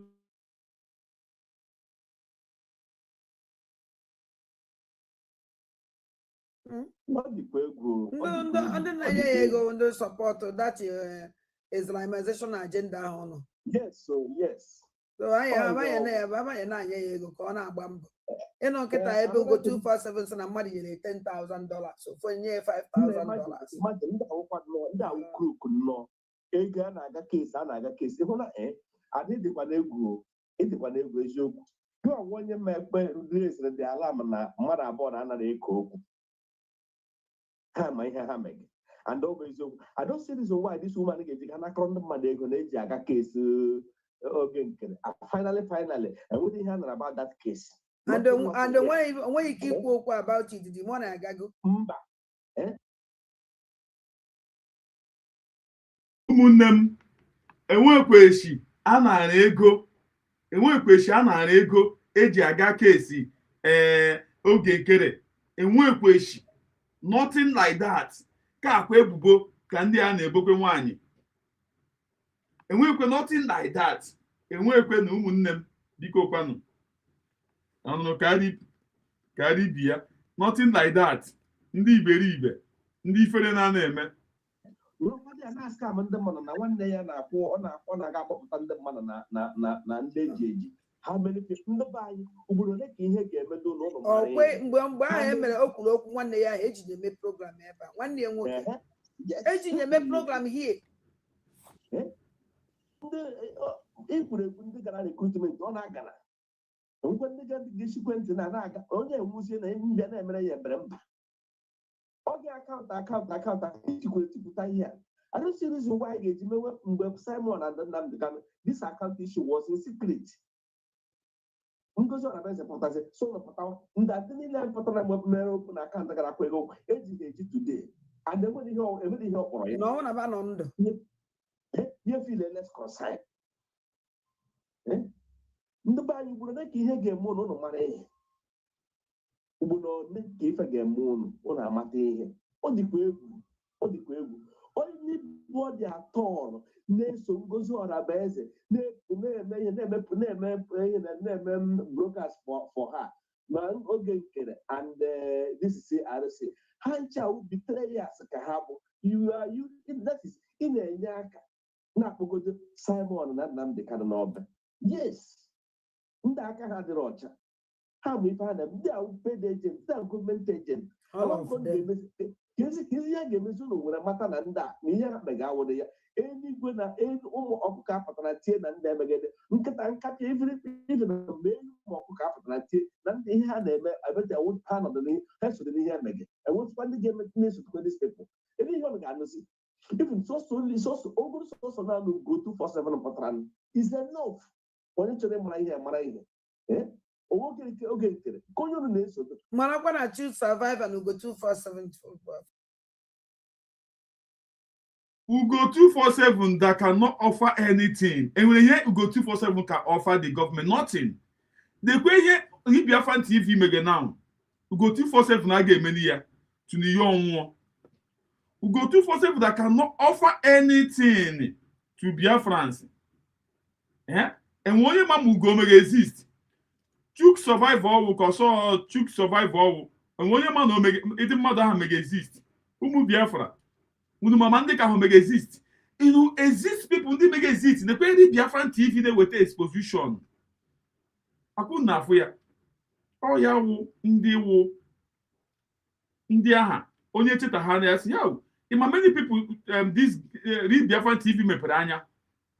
Many people, thousand, even Obieze, because of Obieze ga-ege ya si na what this young man is saying is true too. But because of Obieze signing iwu an evil person, onye na-eresi mmadụ accidental car, ị kwesịrị ịma ka ọ na-adị na ndị ahụ ajọka. Ugo 247 pụrụ na the cabinet, enweghị onye mmanụ ma ọ pụrụ ma ọ pụghị. Chuk survive all. Nobody know that these useless people exist. Enweghị ha mege ndị a nwoke na-get their program ọ na-atụ gị. Chuk survive akwenye nwa a useless man Obieze ga-aga na form ya ji ya na-arọbishigo onwe ya. Ọwụ ndị ahụ ndị ga-akpọ mmadụ. Check it on. Very useless people who nobody even know if they exist. Ka ndị iberibe anọ ya na-ekwuga. Ụmụnne m na-ewe n'iwe na ihe m nyere unu. At a time. You can imagine. Chief Survivor now with the secret here. Even the other in Kelton days is Kapatazi. I'll be humble idiot. Mbatum. Yes, our TV because our TV. Oh, Mba. All this Orego Puro calendar. Oh, yeah, well, that is, and I want that people got so that idiot. On the good man, the program, also our content creator, Yana, the into strong. On the whole day, I wonder. He can go for and the couple come by the you can't put a Shashon. That's why you tell this one liberation and maybe that idiot also from Lille now, vacation. Eh? Now, vacation, because we become one. And what do we body? Biafran liberation, Budo, with the hand on email. All what the as and over and PG and senators that I got Nigeria security forces to hunt them. And the had the name innocent people. Now, Biafran Liberation Army. There is no Shania as heart or a wire. I think go see a program. Everyone in the soldier army got ahead again, walk like that in the mud. Oh, after ya, Guru plantain, I got the work of banana, Maga and Bunaka, oh, how many people can have a bag that I could push in and I could push up, pushing their things? Not many here, why can I go? Or transform a Hanagrip, or Metacon, don't tag or liberation, and that is new, we will have more, some new, we will have more. And all those ones, I medical with on you, we saw, I get that Biafra man are better. Biafra pụtakweti na nwe mụtara pụta chọọ ya achọ ewu kọmishọna ọwala ga-eme na abụọ very useless set of people. Fulani bịakwa na-akọ nke ọnụ one by one, state by state, local government by local government, village by village. Fulani na-abata onwekwe nke unu jidere ịsọ na ebe na nsi ebe ọ na-egbere ebe agaba ebe ihe na mere eme ụlọ very hopeless set of people. Gụmị nọ na-edifend ndị nke ha, ndị Fulani nọ na-edifend their own. Yoruba land dị same thing. Ọsọsọ n'onwe ndị Igbo na-oriri gịnị unu na-eri ka ihe unu na-eri asọrọ ugbo nwanne ọnụ bụ ihe na-egbe ọnụ bụ ihe operation Bago na ya ABJ na ya Akodo na ya Odegachi nọ game okorobịa dị ka na game na ọbịa Fulani na-agba ala Igbo kirikiri ewukwa sọmbọ launch attack na befa onweghị ha menwuru ve launch attack o launch attack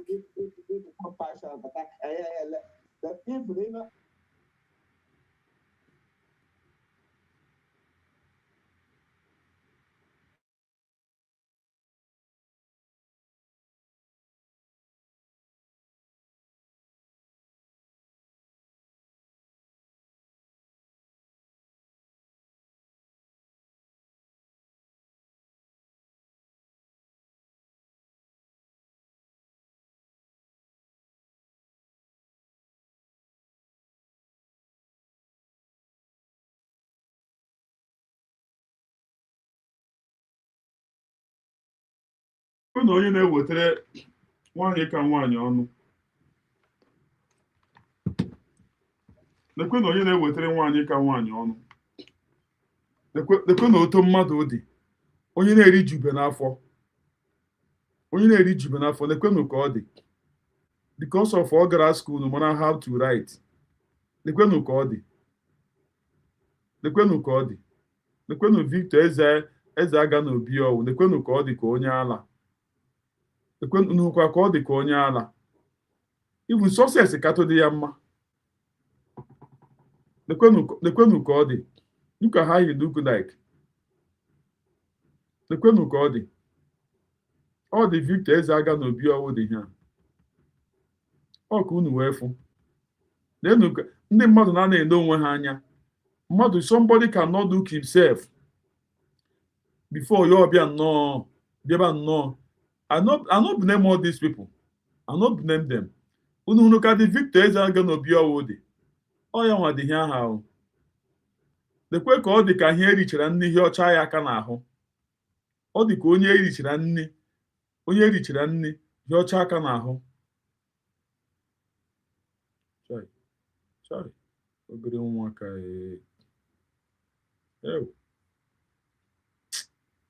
sorry. Chem ihe ọrịa ga-ahụ ka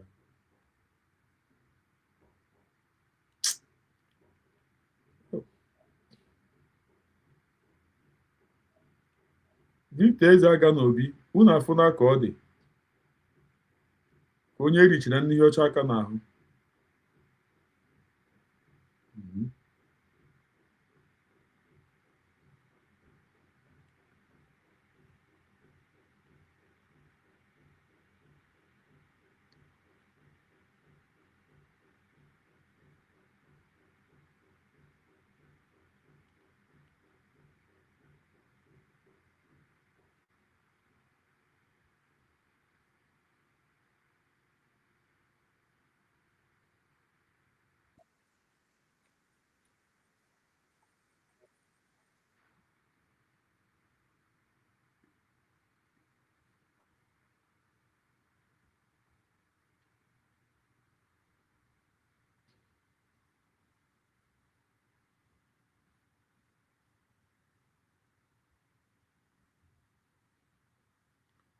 Believe me, ndị agụrụ hungry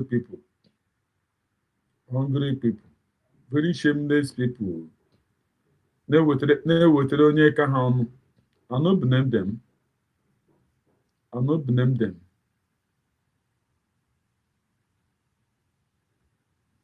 But they will hear from us in a due time. Breaking news. Tinubu meets Oti over effort to secure Nnamdi Kanu's release. Tuesday's meeting with President Tinubu is widely interpreted as part of Oti's ongoing political and legal strategy aimed at advancing dialogue and exploring possible solutions at the federal level.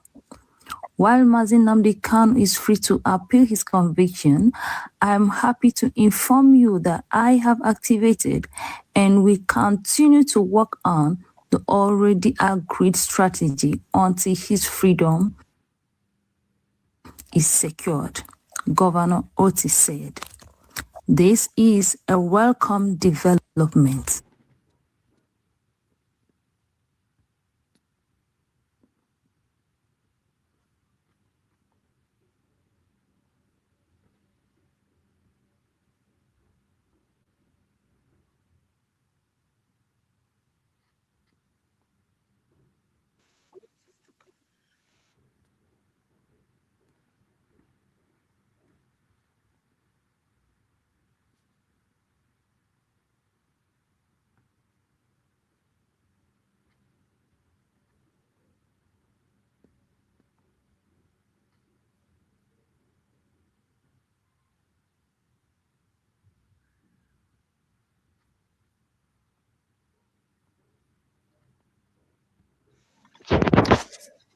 What is to come will show the world that God is the God of justice, according to Mazi Nnamdi.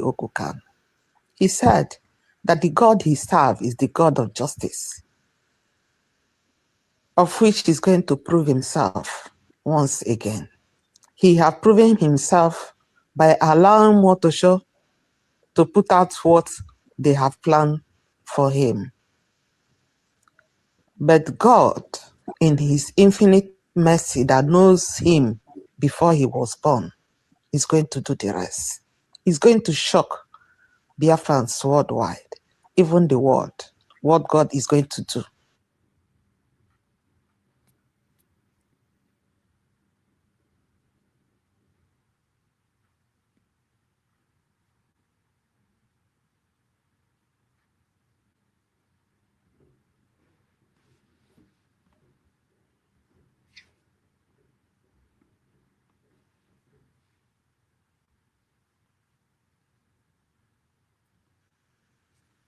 Maazị Ekene ndewo. Ndewo nwanne m. Ụtụtụ ọma. Ya first time m efu gị ihe. Anyị bụ ndị na-egere na-anọ na background na-egere egere. Ndewo. Enwere ihe ị nwere ikwu ụmụ Biafra? Enwere much, but I just ihe okwu ihe niile a na-emenụ. Go ahead. Ihe niile a na-emenụ ma onye kpọọ na call. Ada dị ọda mma ma ndị Igbo efe a kwụsị na ndị na-eso Ngozi bụ ndị Fulani. So okay, so mụ nwa bụkwụzi onye Fulani na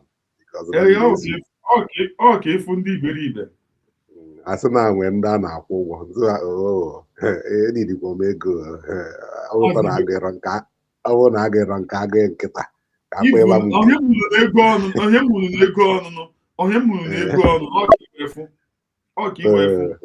ọba a na-ekwu etu anyị wezi uche na-agbakọzi because ama na erughị 100 within the whole group ha nwe, but the millions na-eso Ngozi, so means na ebe 100 ha dịzi bụ ha bụ ndị Igbo. Anyị nwabụzi millions na-esozi Ngozi bụ ndị Fulani.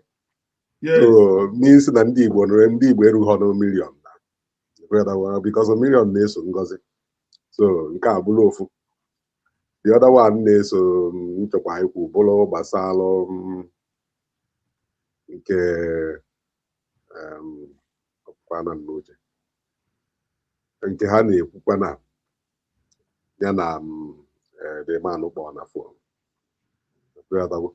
So ihe niile ha na-akọ na I feel na I dị stupid na millions of Biafra dị stupid wee na-eso Ngozi. No only hundreds of them bụ nde mana ihe nchọrọ ikwu particularly bụ a ga na-enye Chineke nne oto na ndị a n'obodo oyibo, because ọ bụrụ na ndị a nọ n'ụlọ ndị a ga-eji poison ya ndị Igbo niile because ihe a na-afụ ndị Igbo ọda ndị Igbo bụ asị Fulani ha ga-enyelu ndị Fulani aka were poison gbusisi ya ihe niile nọ n'ala Igbo ndị a nwere ike ọ bụrụ na ndị a nọ n'ụlọ kọmuniti fa ọ ga-enwe ike in short ha ya help ndị Fulani conquer the community because ha ga-eji poison nye gbusi ya the whole community. I swear, man. So a na-eme ihe ha na-eme a ga na-enye Chineke n'otuto n'ọrụ ya na ọma wee kpọpụ ndị obodo oyibo because ọ bụrụ na ọ kpọpụrụ ndị obodo oyibo nsogbu ya dị n'ala Igbo ihe a bụ ihe m na-agwa mfụra ndebe anyị na-akọ ka ndị egbuwa isi nneta onye anyị asị thank God dị n'obodo oyibo Chineke nna Jos kpọpụ unu because na ife ike eme ya community and ya neighbors with this ya character ibi obodo oyibo bichie obodo oyibo fụ ife ọma dị n'obodo oyibo fụ ka ezi si dị n'obodo oyibo fụ ọkụ dị n'obodo oyibo fụ na inwe ike ịgagide inwe ike iji anyasị gagide ije chie wee fụ n'ụtụtụ n'obodo oyibo ilecha ihe niile anya ị na-akọ akụkọ ị na-akọ ka onye nọ n'ime vileji na ha na-amara ihe na-eme n'obodo ndị ọzọ ma niile obodo oyibo ha bịa ebe ha na-akpadebe ine watch ya these people this kind of people ihe ha na-ame ngo debe with all African restaurant from Unofa to African restaurant the same mentality has wee bụrụ wee bịa from Africa the same mentality ya ka ha ji n'obodo oyibo ihe kwuo sị na ya n'obodo oyibo 20-something years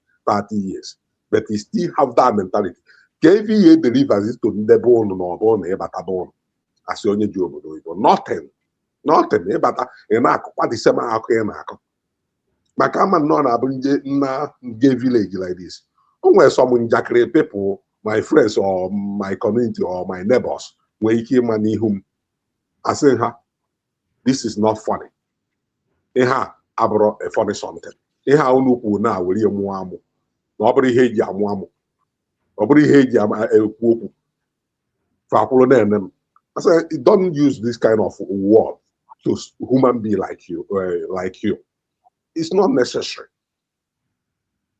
ịchọ ịmụ ụdị njakịrị a ịmana ya n'iru ihe amụ ya ma ya ebe ọzọ ebe ahụ na-eji amụrụ ya amụ but don't use that kind of expensive issue n'ebe a human being na-enwere ihe ọ mere so ihe nchọrịta ekele n'okwu a bụ na ife ndị be anyị ga na-eme ndị ahụ bụ ndị Fulani ha bụ ndị otu anyị ndị so Ngozi Orabueze ihe m agwadebe ụnụ bụ unu na-ekene Chukwu na ada dị ọra mma ugo 247 ma ju survivor nwa ahụ mana ndị ara m egedo ha ara m ya wọchide program ha mgbe ha na-eme na ha so ihe na-eme ma ndị na-akpọ na kọlụ ma obi eze ma asịkwa ha ma asịrọ ha si nyebe Chineke nna ekene na-akpọpụta ndị outside na ndị kọmuniti ha ka agwụgwọ so nwanne ọkwa ebe a ka okwu ngwudere for the moment Chukwu gozie gị gbaa gị ume Chukwu gozie gị thank you much appreciate I'm very happy inwe gị here today I'm very happy thank you ana m egere once in a while na-apịa believe me first time more the thing is surprising first time I know I'm always listening I like you on except the Wednesday and hit somehow and then my man na abụ ebe ife na-ekwo ekwo mụ na akwụzi akwụ onye a bido n'izi mbụ enwere ike soro na-atụ ya ọnụ but mfụzi na many people adịbago involved mụ edozi nwa mazi azụ na-egelozi egelo so that is the why na mara na-apịa mgbe Maazị Simon ebe bido eso na ndị na-epushi so mgbe m fụziri na people trip mgbe ọ na-abụ ọbịa na-asị na ya nidgoro ya need 20 people ya need 50 people eso na ndị na-epushi mgbe ọ na-akpọ men ha bịa join ya so mụ asị na ndị onye ọbụla ọnụ ama bụ na ike ga-awụ nwaanyị anọ na-ara n'ike Biafran child nwaanyị Chinasa Nworu, Chike Doziem, ha niile cha nwaanyị. Amacha m na ha niile cha nwaanyị.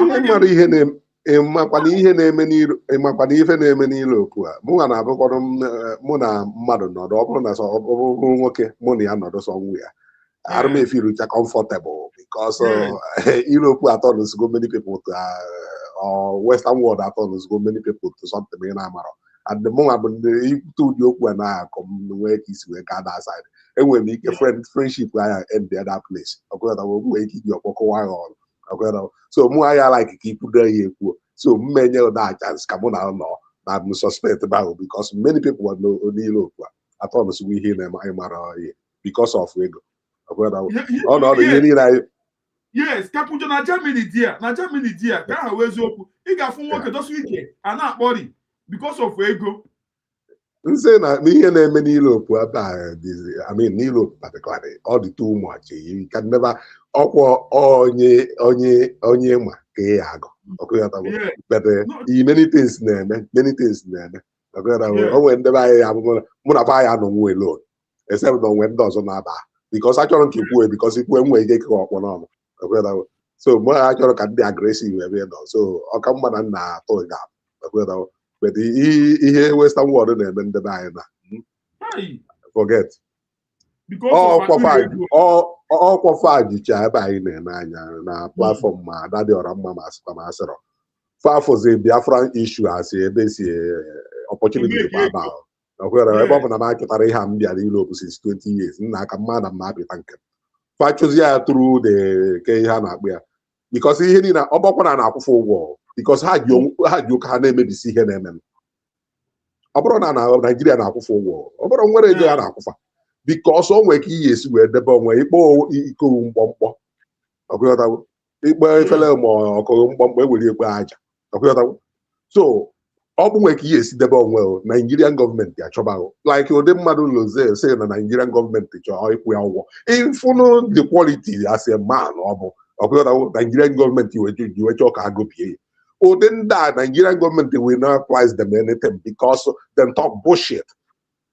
Ndị na-alụ ọrụ ya ọrụ for free for no make sense ka ihe esi je ka gị na ya je emebe contract ifu ndị nwee sense ndị make anything etu Adadị Ọramma dị ịma na brain adịrọ na n'ime emekata ije ka ebe na-akwụ ụrụ ya ụgwọ fọ ọ na-alụ ọrụ a for free even na ọrụ ọ na-alụ emekiri any sense o nwere ihe ọ na-arụ amịta mkpụrụ ka ihe m na-eji kwụzi ụgwọ fọ mana nne ụdị mmadụ Maazị Simon Ekpa anya nne ụdị mmadụ Ekene Nna ụdị mmadụ Loze ụdị mmadụ aka nwee ike sị nna na ngopite nda ọkụrọtawo n'oge chenji ru nsọntem ụdị ndị Adadị Ọramma masịkwa ya masị ama ugo 247 masịkwa ya masị ndị a ike ihe na-akwụrụfụ ụgwọfọ ihe nke ha na-agbagodo mbọ n'onwe ha ha mịtadụ mkpụrụ tọkless of mwerezie ego nyefa na-enyezife ego ebe ọ bụ na pepụl na-ege ha ntị pepụl na ha asị ndị isi nkụka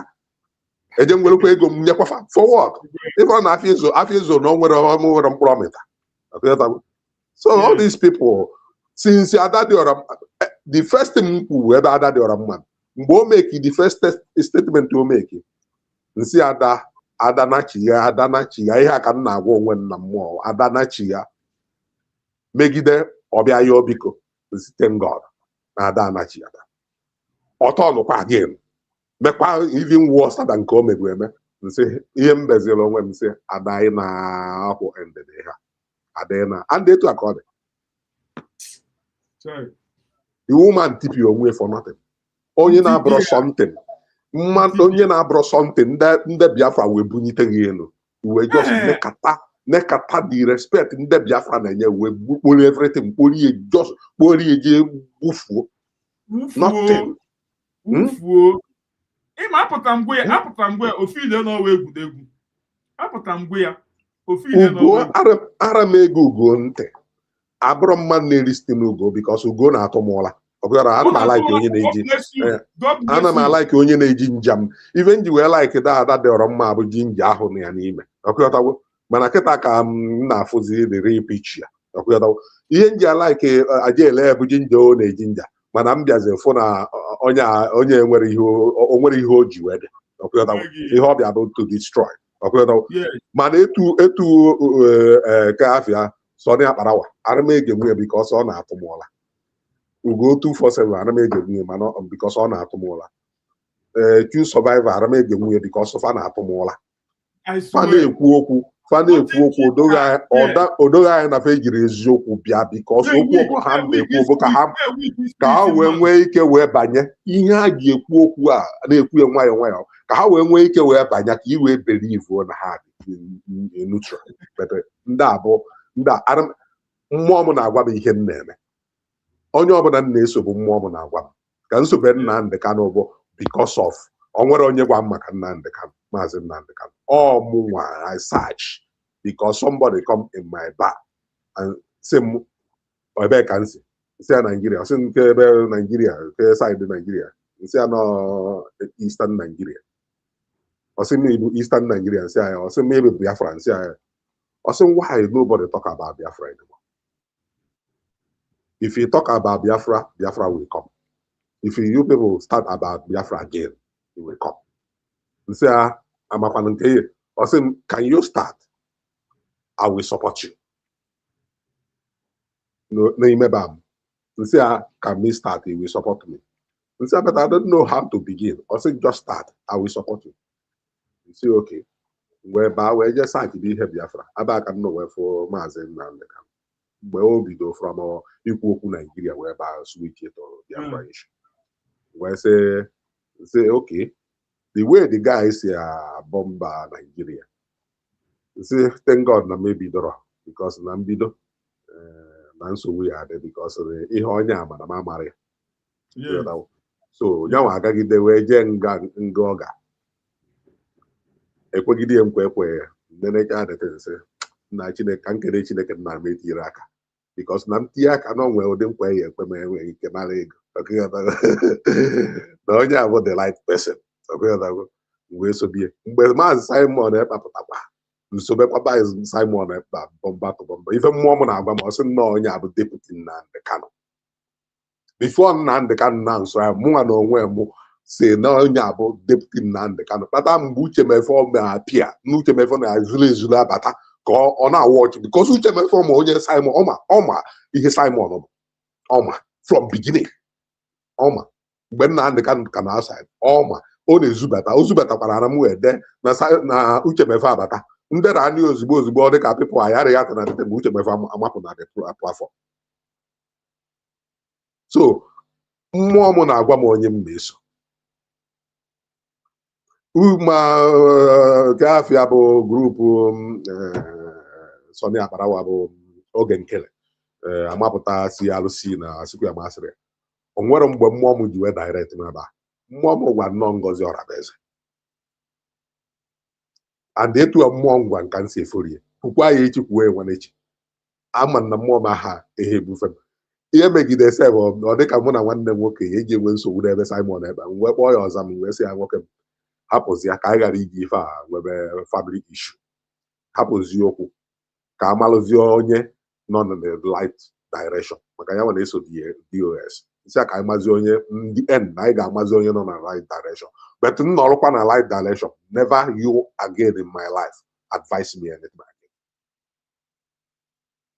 Ọ bụrụ na ị nọ na light direction ihe ọ bụla ikwu bụ ihe mma na-esozi ma anọ gị nọ n'afọ nke bụ eziokwu mana ọ bụrụ na ọmụnwa nke m kwu ka ihe na-eso ma na ọmụ nọ na light track ọsị m oke ọsị na Simon naghị atụ ya 40 years tụọ nsị nwoke mmechi ihe ọnụ o nwere nke m ndị DOS dị ka asasiwo isi na m achọrọ ka mụ na na-ekwu okwu ihe gbasara Biafra again ka anyị kwuo okwu ihe gbasara family just debe everything na emecha na anyị ga-ama nke ndị nọ na right track so ọ bụrụ ụmụ ya so ọnwa ekwe ebe ekpu aja ngwere na-anọrọ mana mụ na-afụ ndị a ọ bụrụ ihe unu na-eme dị mma mana m na-afụ ndị a si ndị just evil people ndị a bụ a witch and mụ hate a witch ọra adabara mụ na ha ndị amoosu ka ha bụ ndị a bụ ndị ntisa ihe afụsị eziokwu na-atọ ọnụ ya ihe afụsị ihe ya bụ alụmde nke uru ị na-atọ ọnụ ya ọ ndị a bụ ndị ga-abịa ha bịacha Europe fa na Afrịka feti 1000 euro na pocket eche agbarie ihe ewere wee na-akọrọpụtụ ụmụazị na kọmuniti. Onye na-esopozu okenye na-esopozu ije ekutere mmiri si aje ekutere mmiri bikọs onye ya ka ọrịa nwajaghị.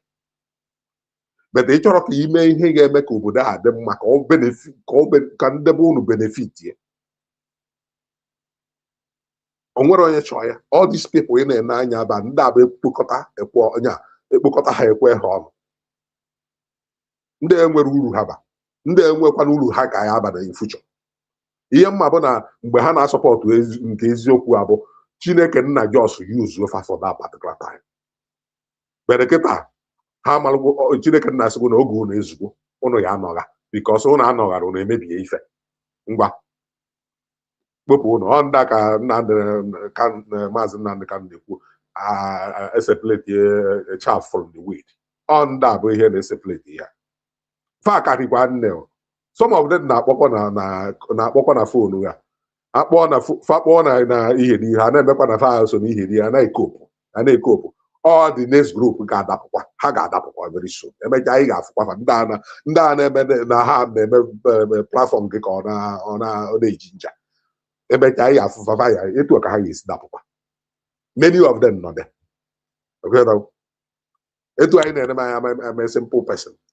Ife ya o nwere ike na ife na-eme ọ na-aga alụ m na-agwa ya onye ọzọ na-asị m gwa ya agwa ya secret ife na ife nchọ ka ọ baara ya ife nje egosi ihe na-eme ka itinye aka mebie ka ọ baara ya bụ ka ọ wee ka ọ dịrị mma ka njinji ahụ ka m weke up ka ị stand ya ka ihe anyị naghị emenwu ka imebie. But the people na afia they don't need to leak that secret to somebody. But ha mechikwubi ekwuchi ya echi niile emekwa nya because etu chinsi wee kem. So nwanne ka m drop abaghị because afọ nnọọ onye ọzọ nọ na film ka otu ihe ọnụ n'okwu. Thank you. You don't need to tell the world that you are simple. Looking at you, it shows that you're a very simple person, easy moving person. God bless you. Much appreciate. Thank you. Emechigohere a na-akpọlite triple M okwu anyị ọnụ onye eziokwu. N'afọ m niile ọ na-agadi na-agbasa ozi ọma voice ya na-ada ka okene. Ana m asị nke makọdam nwa m ga-amụ n'elu ụwa m ga-akpọ ya nke makọdam. Udo dịrị gị nwanne mmadụ akụ ebi isi one. Udo dịrị gị onye eziokwu agaziri gị ụtụtụ ọma from my side. Our brother batara no ke za for ya snap ya dị gịnị dị. Ekene wafọ ya ekene. Maazị Ekene udo dịrị gị nwanne mmadụ. Ikutecha na daalụ nne. Emma, my people at the comment section ekelekwala m ọnụ ndị ọma njem ọnụ. Our genuine Biafra fellow citizens ekene m unu ncha niile. Udo dịrị unu maka na nke ikpeazụ a aja asịkwa ndo adị asụ ndo ma bụ dekwucha na ifuru ọsọ anyị na-agba ọ bụrụ na ịmahụ ndị anyị na ha na-eme ihe ime mistake ihe a bụ ọsọ eluigwe a na-ekwokwu ya o aka na-eche nke akwụkwọ nsọ na enwe ebe a rụrụ eluigwe nwanne ọkụ eluigwe ahụ ka anyị na-alụ ọgụ ya hia data eluigwe ka anyị na-alụ ọgụ ya kwolu m na-apụta my brother. Emma, when I see most of our people talking rubbish, even the people like Obieze up to this moment, ọ ka na-ahụkwa ndị na-eso our DPM ha na-akpọ anyị ndị na-akpụ isi n'ala. Biko ya wụrụ na ewu ga-awụ ndị na-akpụ isi n'ala weta nwere onwe anyị na-achọ onye ọbụla ala Chineke nna ya mee ka ọ dị otu ahụ. These people they blind both in spirit. Yeah, the same thing. Are you aware if there are many people today that is still calling our PM Nigerian agency up to this moment? Then what do you have to say? I can now for people calling our PM as a Nigerian agent. They as sabotage here. I laugh when literally I am saying and say, hey, you can't go for that. Anyway, I won't blame them because are they in Africa? Africa Africa as a whole, apart from these few countries now, Africa as a whole, because I know now Africa zoo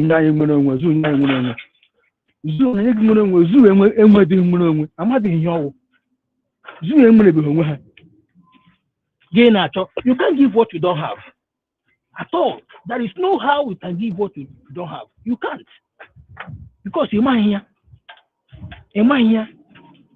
So my brother Roku Ebaliala Nankip Azar even before this moment, after I got Finland, but I asked him no only shaking, heavy shaking gagime, because now each time the zoo have taken this as advantage.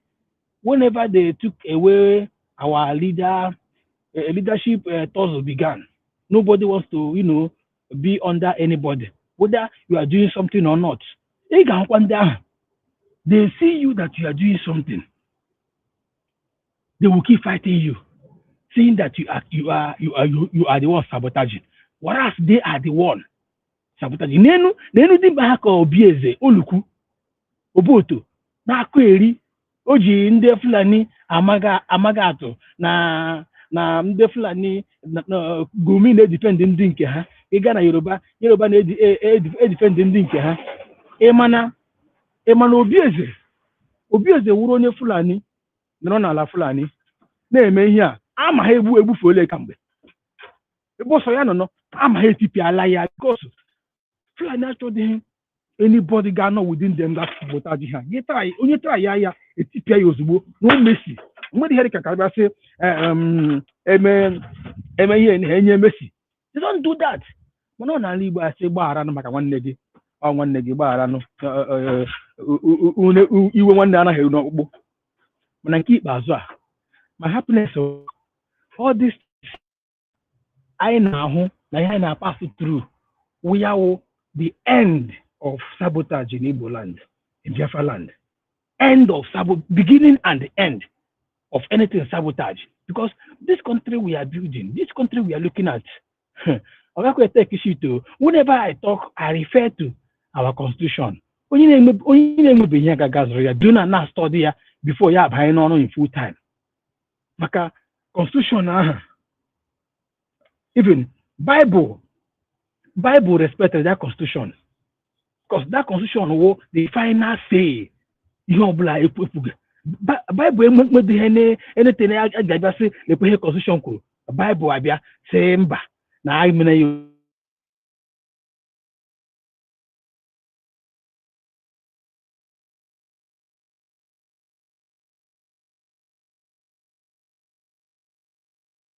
Going to be funny at all. It's not going to be funny. Let them keep on doing it. And why all this is happening is because what we are fighting for, what we are looking for is so precious. That's why the enemy doesn't want it to come. And the fight we are putting up there is a fight between light and darkness. Between light and darkness. That's why they don't want it to come. And they may be before. If you look at due process, among the secret, they are retained. And don't can do the key believers how when you do something with them, how long? How many years I know na him go be the you know how many years me again. They will tell you go be the that they are COVID agitator. I am my one day in the COVID agitator. Then they shan't have anything to offer. Shame on them. Shame on them, honestly speaking. Shame on them. Thank God for where we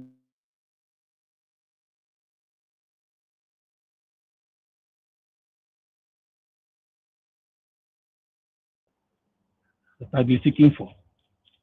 My brother Humble, the CK, I am here. Why we continue to push. Tomorrow we will do our things. I gonna contribute ego. Yeah, anyway. It is not their money, it's our money. Since now they see they classify the majority as full. The same thing in the US ha classify ya majority our PM as ndị akwụrụ ụgwọ ndị Fulani. Adajọra mma na-ekwekwu na ndị na-asọpọt our DPM na akwụrụ ha ụgwọ. Ya bịa gwa ya ego ole o receive n'aka DPM every month mgbe ọ na-asọpọt ya. Even Mazi Ugo, these are the people that don't have sense. Ihe awụ ihe ndị ọzọ gwara gị pụkwa fight wa against that thing. Then bịa na-agwakwa ụmụnne gị na akwụkwara ha ụgwọ. Knowing fully well that na ashika owu udode I gonna anata the money ya will know what I can share ụgwọ anyị na-ekwu eziokwu. That money will continue to come. Thank you very much, my brother. Masọ ihe m hụrụ dị ego so m ga na-ehi na ịntanetị mgbe ọbụla m abawa onwe m abawa m ga na what you oh yeah the thing na keep baza agaghị enwe rest. They will never have rest that keep baza. Dalo, my brother. Dalo. Thank you so much. Thank you so much. Thank you. We move. Bam, my people. This one is breaking news. Dr. Ngozi Orabueze don't bust out. He said, why was Nnamdi KANU not shown the written law? Why was the alleged offense not explained to him? Justice must be transparent, says Dr. Ngozi Orabueze. So he reportedly blasted the presiding judge over the controversial sentencing of Mazi Nnamdi KANU. According to her, she said, no citizen should be condemned without seeing the law they supposedly violated, insisting that if there is no written law, then there is no valid judgment. This is exactly what Nnamdi KANU keep asking the judge. Where is the law? Where is the law? Judge no clear answer. She further demanded immediate clarity or release. Nnamdi KANU is my brother, she said, and he deserves fairness. Either show him the exact law he broke or release him immediately. She continued, Nigeria cannot continue this era of silence and judicial darkness. Thank you so much, my sister. Now we see people that are speaking out.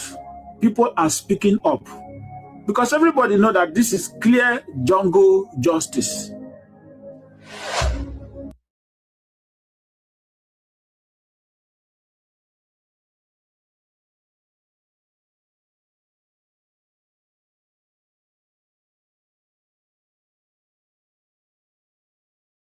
Mazi. Yeah.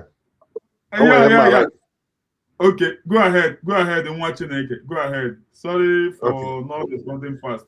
Go ahead. Yeah. Ihe nchọrọ ịtụ na adị still okwu gbasara Mazi Nnamdi Kanu. Ọkwọ Jizọs bịa. A na-ezibụ John the Baptist na-ezi ozi na Jizọs onwe onye na-abịa m. Onye nke Chukwu ya ezite na-abịa m. Olu mgbe ọ bịa na-apịa n'iru ya. Okwuo n'ọnya means na ọrụ ya finishwo. Unu nwezi onye nzọpụtazi. Onye bụzi ike wee bịa. Denụ ndị kweta na Jizọs kweta. Nwee ndị na-ekwetara. Emesizia kịta n'ụwa kịta. Onye ọbụla believes na Jizọs akwụ ya ọ na-ewuzi everywhere. Ekwu okwu Chukwu, ekwu okwu Jizọs. So nke a aga. Then ndị niile most ka m kwuo ndị Igbo and ndị Christian na the whole world believe na ọ bụrụ na Jizọs bịa ọzọ ya Yesu. Wee jụọ fasiba this Mazi Nnamdi Kanu ọ na-ama na onye bụ Jizọs nke bụ afọ akwu na ya abịa.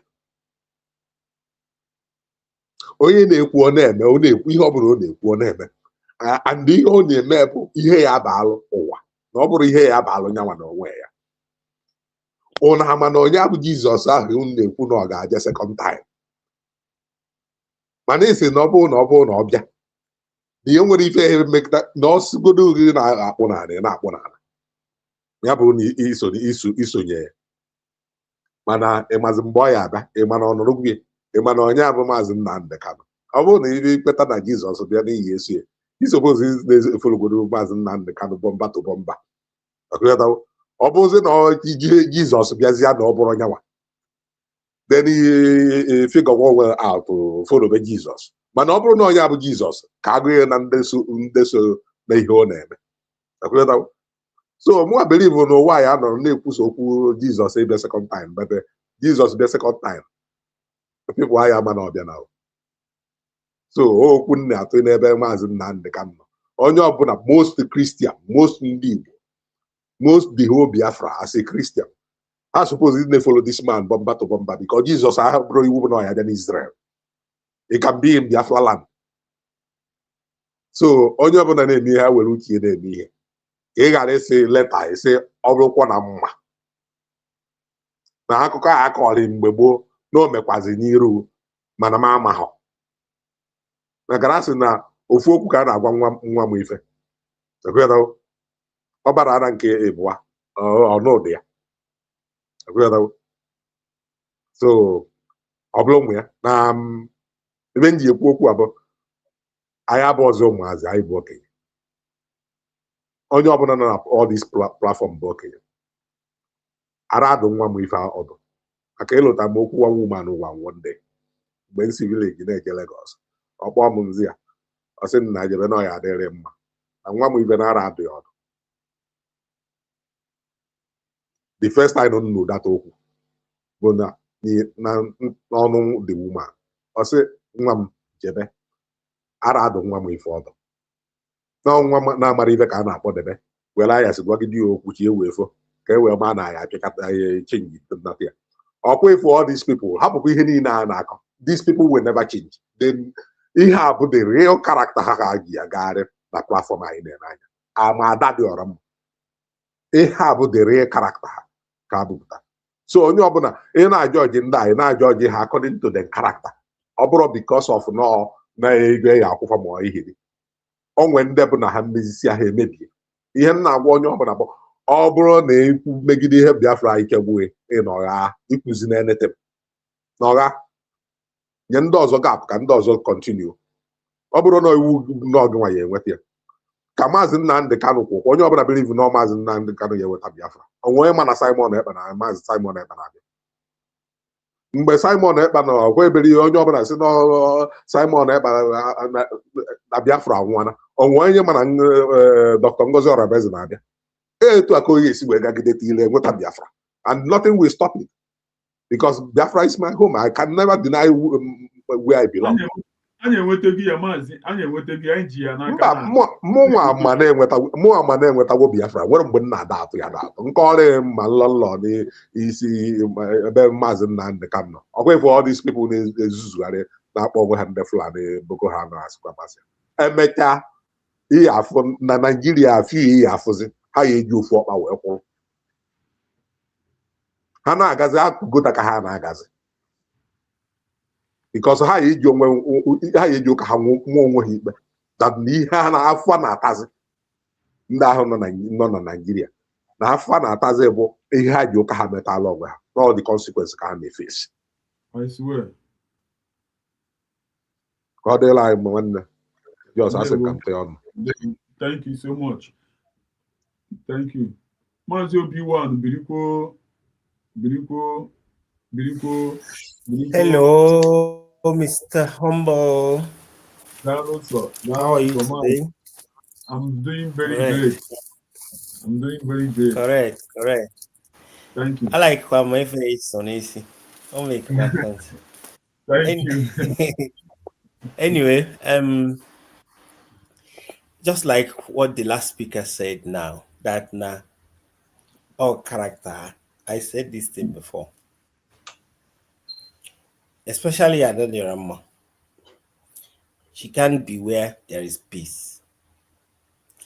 Unlike Nzuko Umunewai, Ebana Kono. That is what makes her to be relevant. Fortunately, Kana know. And now, most of these people, when we for one, I think earlier, or quite could knock on a go kumba, or na onya for here. Now, if that na all kochago onye ọnwụ and even ndị a na-emekọ ihe now I don't think no onye na-agbazi nso na because na omesia onye ọnwụ ketechara oke from the woman. Everybody ketechara oke.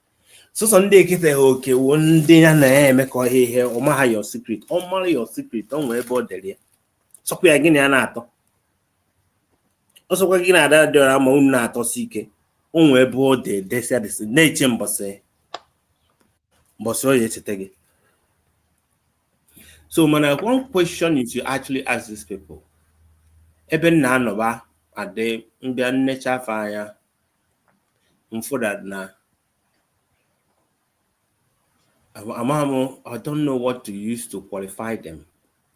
Is a question I have to ask them. Are you people really still looking for Biafra? Tell your objective now, because it seems like now every suggestion that was made or any action that is being taken for us to move forward, you don't want it. Like I said, I mean, you guys now maybe I need the kai speed na Biafra no this and that. Mana kai ale they can bend on and say for a long time. Also say me say son and see boy. Because almost that everything is done. And you must understand that now. Very soon now, the people that will be advocating for the breakup of Nigeria will be the politicians. Okay, for Nigerian politicians, they will start, mark my word, mark this thing I told you today. And the reason why it should be like that is for you to make Nigeria to be great, to be good, so many people will go to jail. So many people, so many politicians will go to jail because what they did was they make sure that they soiled everybody's hand.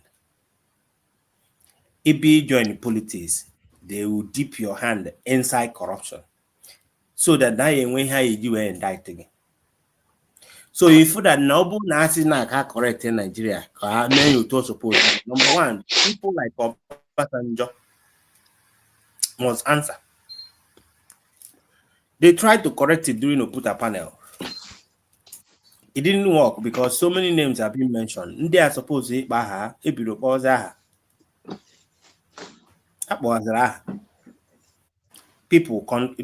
make call.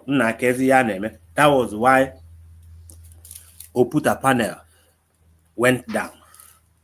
So if you really want to put that thing again, Nigeria, if for that now, you have to visit the past sins of the fathers. One has to come and answer what happened during the Biafra war, because you can't correct Nigeria without visiting the war. What happened during the war? Why did you kill Igbo people? Why was there a genocide committed in Asaba massacre? So many people will ask questions. They will start asking questions. There will be no peace without justice. There can never be peace without justice. So now, at some point we will reach now, because the only way they might be able to be free is not when say Nigeria, and when is anything to call Nigeria, where you can be able to judge them according to what they did. So now the best way is to own your own and that is where it's going to. And the reason why all these guys are doing go 247 and all of them, they are as if they want to stop Biafra to come or to stop it not to start functioning. I just laugh at them because almost the world's eye is open now. Everybody and around. Everybody in zone. Everybody. Look at the UK now. UK is sinking. United Kingdom is sinking because of where they put themselves inside. Because I think what Israel did was Israel ended up exporting all the Palestinians into those countries that was recognizing Palestine as a state. So it shifts to all those people, shift natures there. So that that thing Hannah in Israel and committed genocide, and it's happening to them. It is happening to them. So onye ọbụla na-apụta na-eme ụdị ka ịgbake, mana I believe that now Ugo 247 and Bam like is just being selfish. They're just selfish in a way that, and when you more, that this is their last straw. They are just trying to be relevant. They are trying to remain in a place where but they forgot to understand that now the level of the people we need in a government now abroad, the people that have the way, the mentality they have. Just like Vam ihe sie ike obido Chineke Chukwu okike abịa ọbanye ihe siere ike na side ebe ọ na-akọwa akwa ọbanyere pastor ihe sie ike side pastor ọbanyere ụmụaja ihe sie ike ụmụaja ọjọọ na-agbagharị. But the one thing they keep forgetting is that their mind, the level we are operating now, they cannot do anything about it. And the best thing they should have done is to start supporting in the name. But they cannot, because they will go pay for $400 the government. So, and that is the easier way for them to make money. But the same reason why politicians in Nigeria don't want to leave office, because when you just a governor, or by senator, or better senator, senator, term minister, because they don't have other business. That place, they guys, is where they want to remain. Come here, see mother. And you can see that similar character with them. When they are too frustrated, they want to scatter everything. Why I'm saying this thing is that for the frustration, for them being so frustrated about this thing, they rather kind of try to just because, and I just say nonsense reason. You don't say Simon you forget to say that Simon Ekpa is not Biafra. Simon Ekpa is good name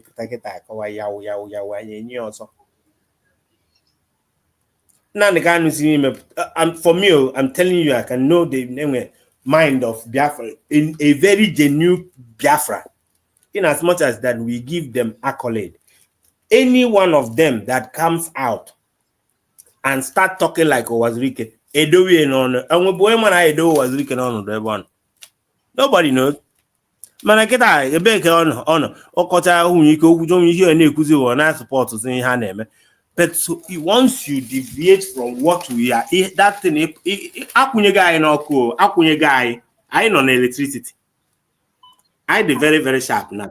So whenever you come out from Nigeria, whatever they did to you, and you come out and you start saying a different story, and you do it, and that is different between us and these guys. They are still worshiping a particular person, as if that is the same way.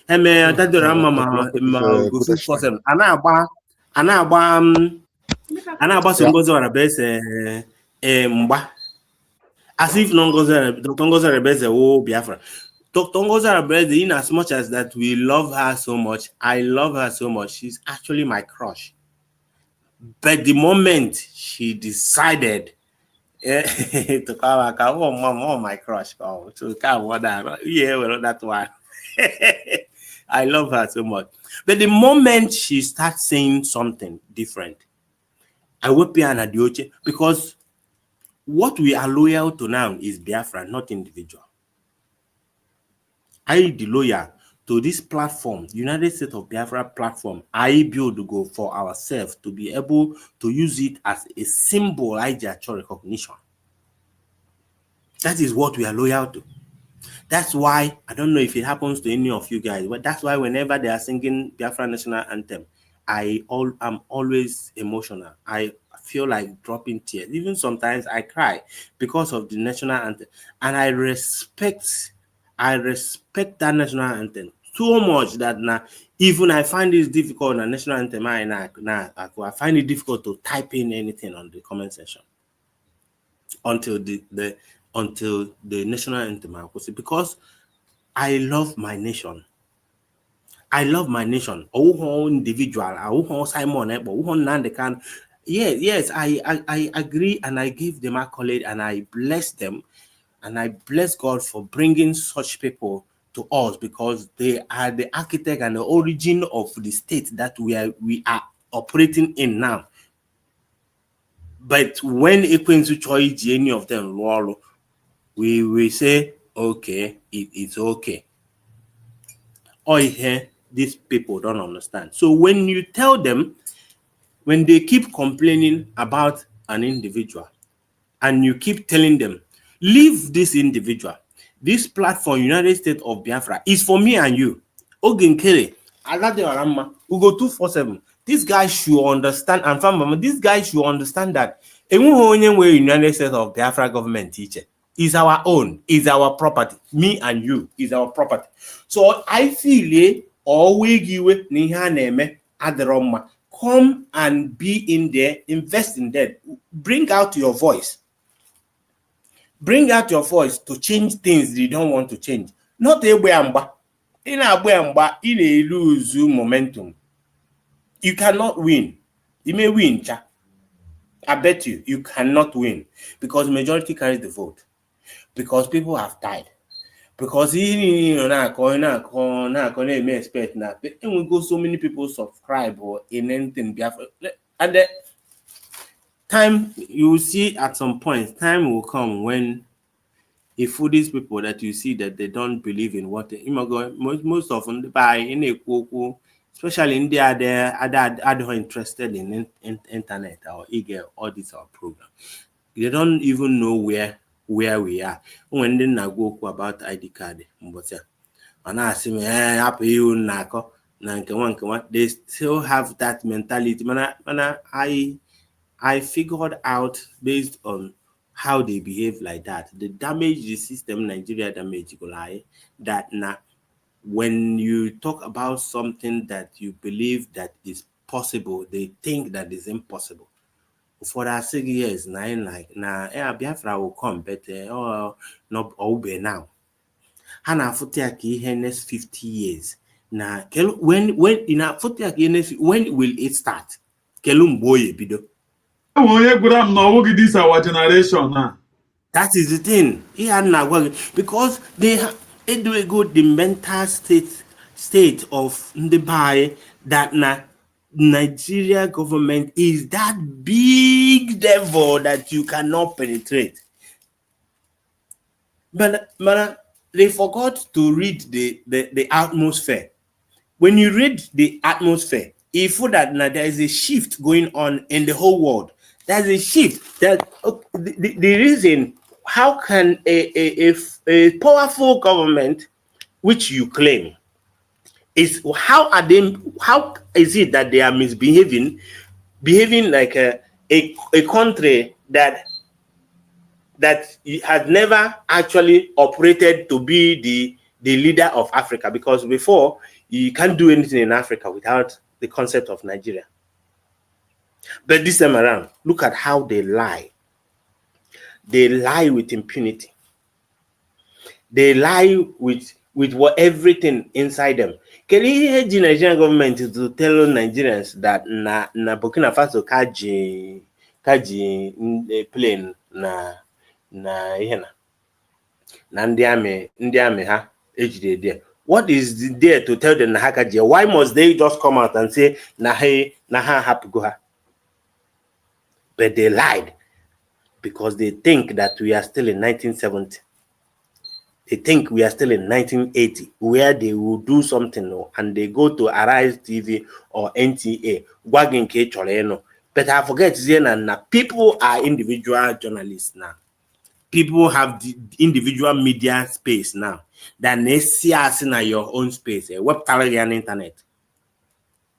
It seems like the people they in charge, they are not checking out what is in vogue. What is in vogue now? They keep lying and they lie and lie. Then one of the delegates that they used to go to beg Traore, foreign minister Jenna Piers Morgan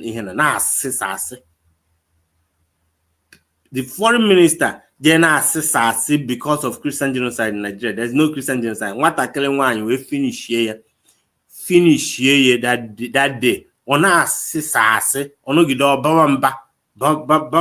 The same guy, like when you see all these men and whenever they talk, you kind of like you get so sad looking at them.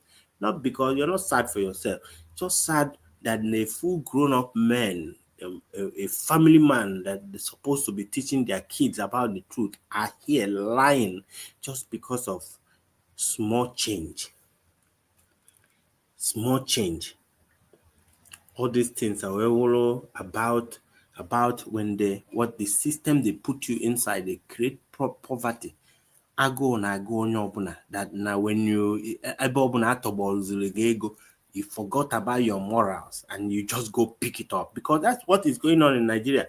Things other guy of man in Nigeria, a Telugu election, the same you that is talking about Nigeria is not going well. They will wait for you during the election and give you 5,000. Tell me what 5,000 will help you do with the way now. What will 5,000 do to you? And you can imagine when you are preaching to somebody that when you have a good governance, that now you will live fine, but the person prefer the 5,000. Is it normal? Or normal? Or brain damage, mental slavery that started happening long time ago, even before we were born. They know what they did after the war by seizing every money in the Ibonwe. They seized all the cash so that we will be poor, so that they will bring people like Obi Kubana and Atonubo and name them to make them rich, so that when you expect them to speak on behalf of you, they will not speak on behalf of you. Kama Hana sponsor political party which they want to use, because they show go ahead that na go di nobodo in kwaki yes be one or two things another kwage go anyage. And if it's you, be truthful or in that kind of position, Biafra, you can't talk about it because enough. Now most of the people is talking about Biafra today is because the majority I go majority. Nigeria when Biafra, nobody. I ask can leave you to, and then we are living fine, but we are not. Nigeria is designed to be a poverty giant place where talent is being killed. Egosia nurse na Nigeria, America, general at their hospital. Go tie any go to Nigeria, you end up driving keke. Go tie any go to Nigeria, you end up doing a job which maybe a do certificate guy. By the time you just use the certificate, it is all you go to school. Now, we go let's say you were a medical doctor, you go to when after 20 years, you probably no. Be an operation. Maybe he have no idea. He got idea and they use the rest of like one mother. I say one can na YouTube from YouTube because she made mad operation. Now zoo there. So, but all I know is that now the forces that is moving on are all around the world now. Whether you like it or not, there must be a change.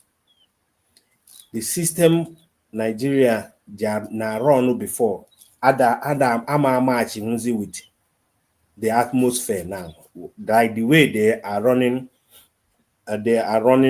this thing, the government. Now, let do tax propose now na Nigeria. People now it's on. I don't know how you can pay tax in Nigeria. Meanwhile, the government has never done anything for you.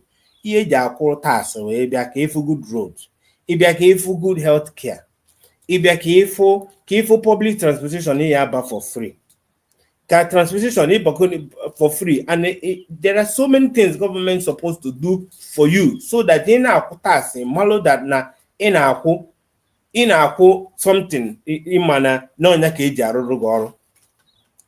But in Nigeria, it's not like that. They just only nogide or formulate ofu ihe ka atụọrọ ego, which is the same mindset in the Ajibata government. Imana, I think that now I am so grateful for the kind of people known as this our government now, because I think that their mind is much more sanitized than these people, because we shouldn't be kind of surprised of what is going on, because on a very good day, any these separate the Atanoka.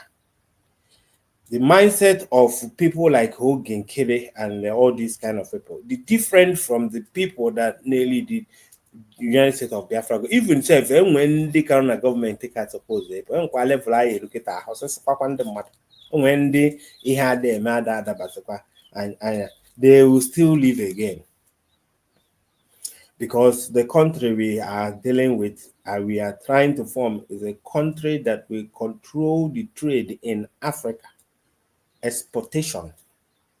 By the time that you come back in Biafra land, you will see that na Toyota Motor, in Japan and the Mitsubishi, if so many people will stop driving that, because he na ayazi will go jofo. He na ayazi will koye. Ozi ka eje weta pass ndị Japan lụ or ndị China lụ ka akọpụrụ na Nigeria.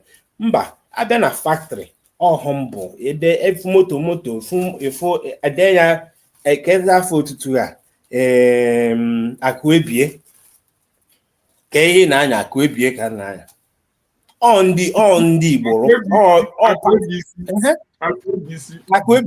akụebisi ije na China ifu onye bụ akụebisi akpagharị. Suzuki wa afọ mmadụ, Mitsubishi wa afọ mmadụ. All these things that you see, all from their place after they open that company, Rupta Moto, we don't ship wheel all over the world. But when Biafra opened like that, even at almost the whole Africa, because by then things will be, everybody will now have the monopoly to actually develop. Ihe ndị asa na-efi na ha na-achị efi. Nwanne people abana ranching now. If efi eno imokwa nwe ụdị efi n'elu ụdị efi ya na-achịrị na Nigeria tacha ahụ agụrụ na agụ. Efi suppose ị n'ofu ebe mgbe ị mepere ranching, enwe ndị ebido business ịkọ afịfị efi na-ata. Ije guru ha ifi dị efi gị. If you ebu mecha from there, you don't want fresh milk. Mmadụ na fresh milk na Nigeria. Mmadụ na fresh milk na no eje import or milk from London. Milk ahụ na import from there. Ọkwa efi ndị London we he mepụtakwara ya abulatalu ni eba. Why don't you build that ranching? Ma ndị ba eme dobe na ọsụsọ ndị Hausa na achị. Time will come when you have Mazi here every time ebu moto na awagari na-ere natural milk ajoso mepụta from efi natural one here ana agba na cup na-eresi ndị mmadụ ifu ndị efi ha ka dị ifu efi ọ dịghị ka ụgba efi jack ọ dịghị ka gị gba dị efi jack anụ igbo na ofu efi anụ ejuo everywhere by ọ dịka ọsọ ndị Hausa if you na-elewa ma ego efi anụ 1.3 or 1.6 million kita na buy if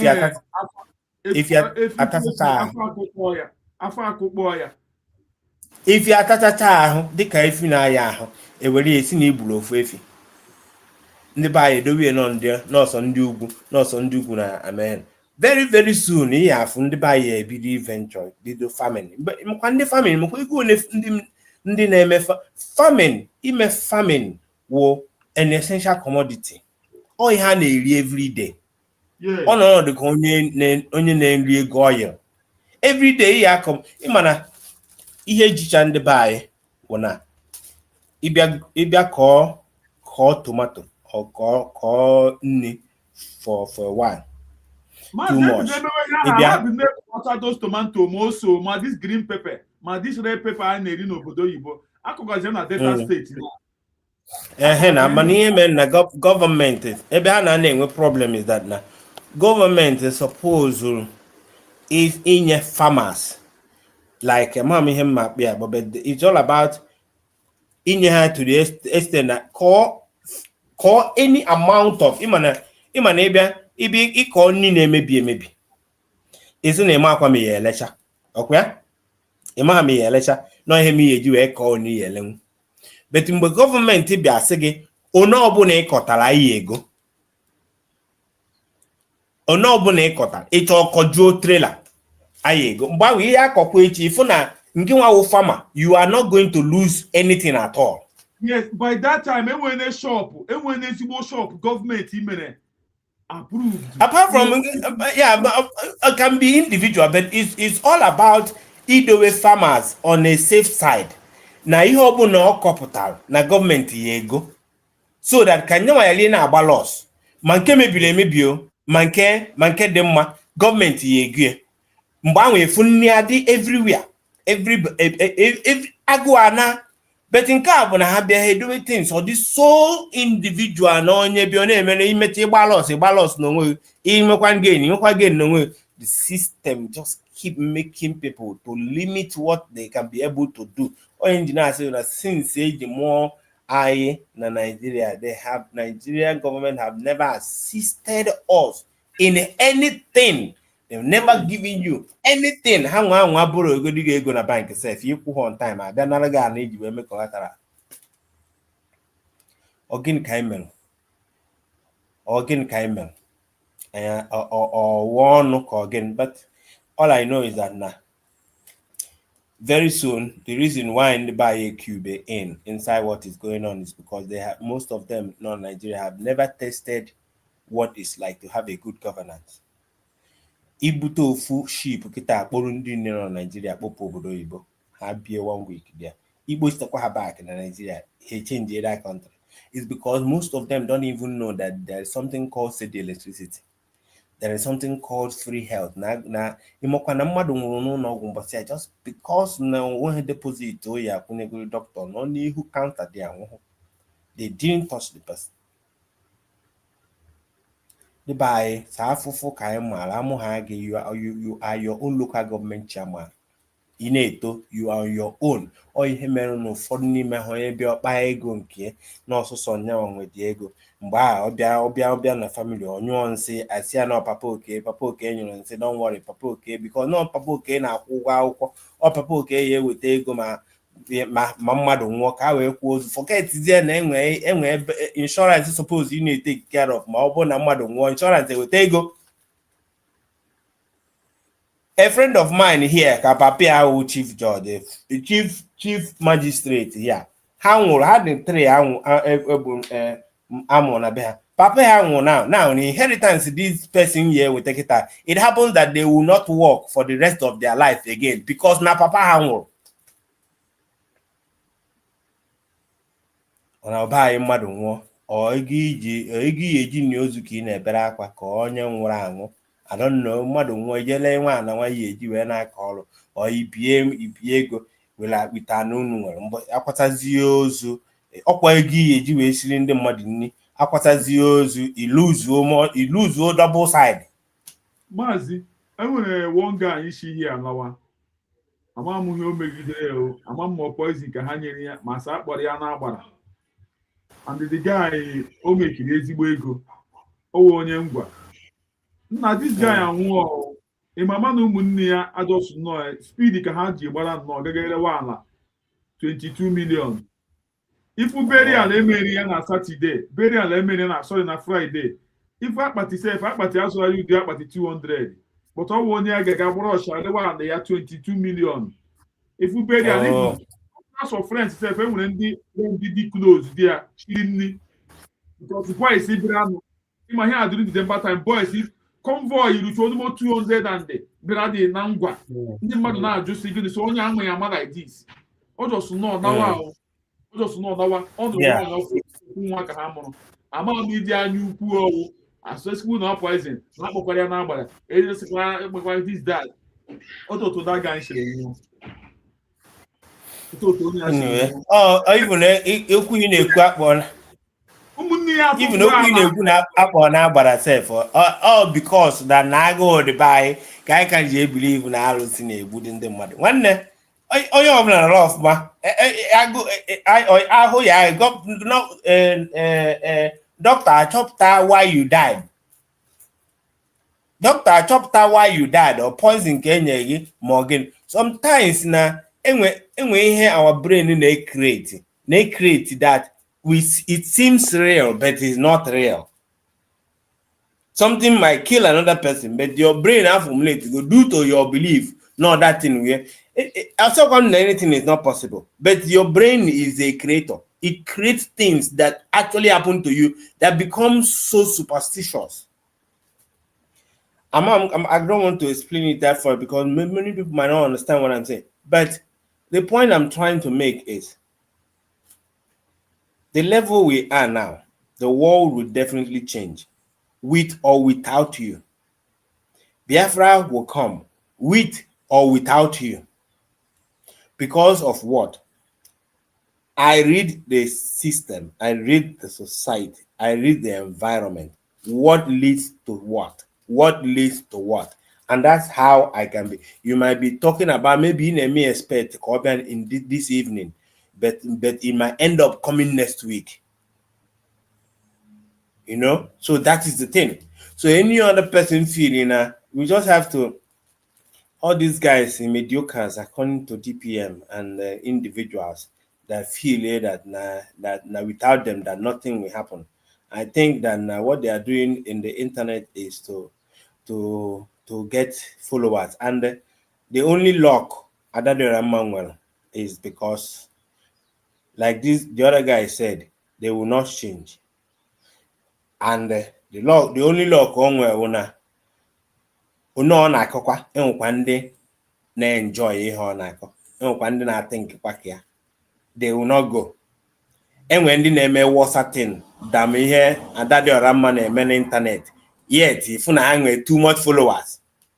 So no matter how nzuzu ọ dị and nonsense ọ na-eme, ihe afụkwa ndị ya na-efuli ya. Mana ebe ọ na ebe ma nke m ada support wee ibe na affect my own side of life, which is Ibia by your side, happy life Biafra.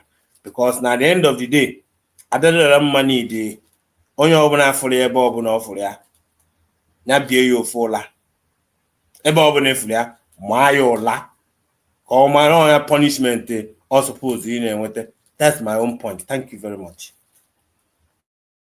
Mazi Nnamdi, you really spoke well. I was also say more, even any limia here name onye zuru oshi. Any limia here name onye zuru oshi.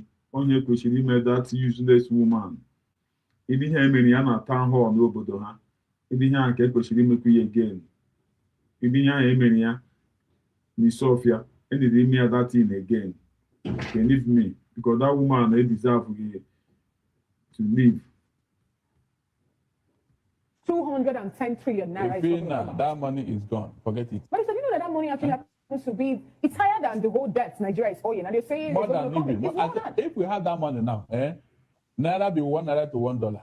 Since APC came into office, thank God they're the one revealing all these things. Thank God they're the one. Imagine the amount of money that have gone down the drain in Nigeria. I was thinking they will call on the Minister of Petroleum to come and explain why is it that all the presidents always wanted to be Minister of Petroleum. Why? They cannot be Minister of Agriculture. They cannot be Minister of Education. It's always Minister of Petroleum, all of them. And they are not even accountable. Multiple administrations ignored it. This is the kind of fraud that kills Nigeria. War, not PIT, or we never pay. This is why we are not like Dubai, Qatar, not because of our population, but areas. Hello, Nigerians. Una hear what they hear? Una hear the trillions where they need from NNPC since trillions. It's like APC. They attack APC because the thing not too much. APC, they attack APC. They say trillions they miss for ages for NNPC. When they talk say this country, not because we want to pay tax, but because of corruption. Some boys, when they seek for favor, they attacked me some time ago. Trillions. Before I even continue, make you watch the video. That your country can possibly be taller than who planted it. Like I said one time, there are not a few people see NNPC as behaving as if they are the country, Nigeria is their parastatal. And so they are above the country. Now, my worry is not about the fact that, I mean, looking at the period of coverage, it doesn't come under the present GMD. Yeah. But the fact that the GMD is anxious to cover up the fraud suggests that he may also want to continue with business as usual. That is what troubles me. Because, like you rightly said, sir, being given the opportunity to come and explain what happened that you have inherited should be something you should do freely. But time and time again, the GMB is never going to come here. And those figures you mentioned, sir, about charging crude, subsidy on crude, and then NPC go on to charge subsidy on refined product. It's not just a matter of law. That is the real word for it is fraud, monumental fraud. And the amount involved is far more than what our president is struggling to borrow from foreign countries. If those monies were here, we don't go to borrow this kind of money. So just to thank you, Mr. Chairman, I think we are all in agreement with you. You know, we need to make it clear that the the current constitution, 1999 as amended, gives this committee the power even to arrest the GMD of an NPC if it does not behave. And we have the will to exercise those powers. So that for once, people should know Nigeria cannot be, I want to quote President Tinubu himself, he said, no more excuses. Whether on issues of security, issues of abuse of power, anybody who is mismanaging his own bit, we have a collective duty to bring the person to justice or bring justice to the person wherever he is. Thank you, Mr. Chairman. Having exhaustively reviewed the answer by NNPC, 107 trillion, the equivalent of which in dollars is $117 billion. Against available facts and evidence provided by the same NNPC, which go contrary to their claim, the 107 trillion cash flow paid to JV partners in 2023. The committee is duty bound to reject this. Why the committee is rejecting this is that 103 trillion. Because humble, but need to the volume this video, please. NNPC declared Oshi from my side, though. Oshi from my side, man. trillion naira. Oshi from my side. 2017 to 2022. The equivalent of which in dollars was $58 billion. Because Triple M not here. I agree with your comment before. Not the command. Justice or bring justice to the person wherever he is. Thank you, Mr. Chairman. Having exhaustively reviewed the answer by NNPC, 107 trillion, the equivalent of which in dollars is $117 billion. Against available facts and evidence provided by the same NNPC, which go contrary to their claim, the 107 trillion cash flow paid to JV partners in 2023. The committee is duty bound to reject this. Why the committee is rejecting this is that 103 trillion as accrued expenses. NNPC declared a revenue of 24 trillion naira between the year 2017 to 2022, the equivalent of which in dollars was $58 billion. And the same NNPC in 2023 alone claimed to have paid 103 trillion to their JV partners based on cash call. Two things here. One, cash call was abolished, so to say, if I may use that word, in 2026 by the president, but in 2016, sorry. Crude of 24 trillion. Now you are paying 103 trillion naira to your JV partners without telling of the quantum of crude that justified that payment. And how on earth can anybody give what he or she does not have? Where did NNPC get 103 trillion to have paid to its JV partners in only 1 year? Sir? $117 billion. So as far as this committee is concerned, that figure 103 trillion is unacceptable. It's not justified because cash call was stopped or abolished in 2016. And now in 2023, you are coming under the umbrella of cash call to say you had paid 103 trillion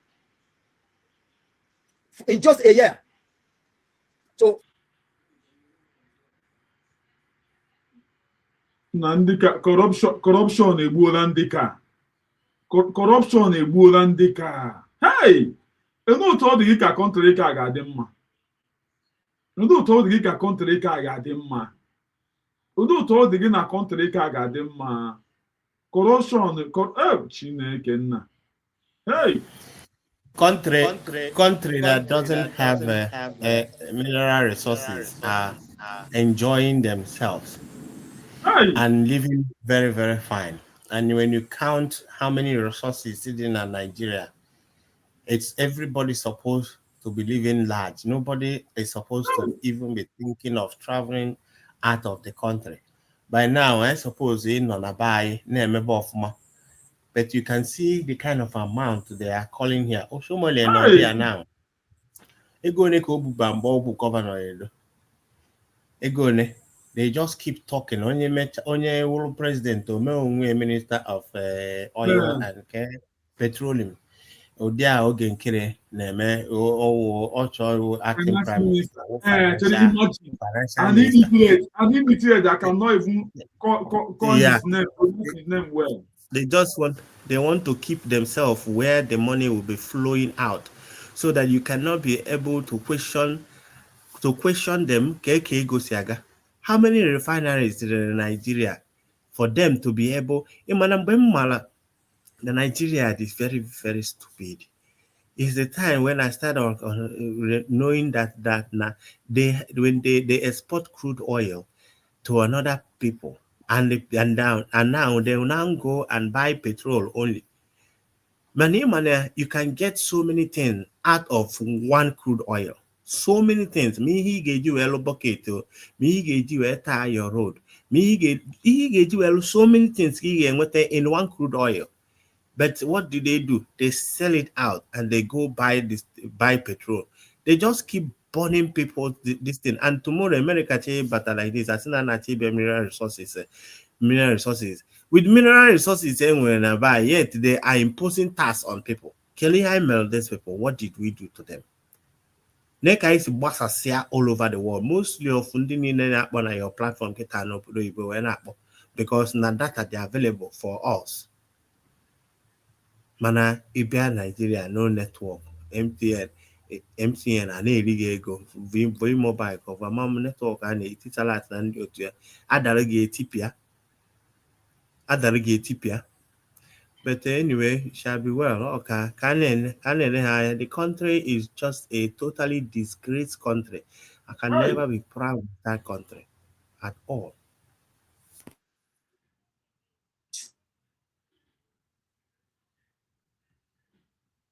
Nigerians, so I want to give you updates on the Tanko Bulus Barnabas case. This warrant officer who was arrested in 2021 for, according to reports, for training Christians on how to defend themselves against these terrorists. You know, understand? That was the alleged story, you get. So I say, make I give you an update on the story, because recently I posted the story and just with his picture, and I was asking Nigerians, like, we need to make this thing go viral, and calling on people to pray for him and other things.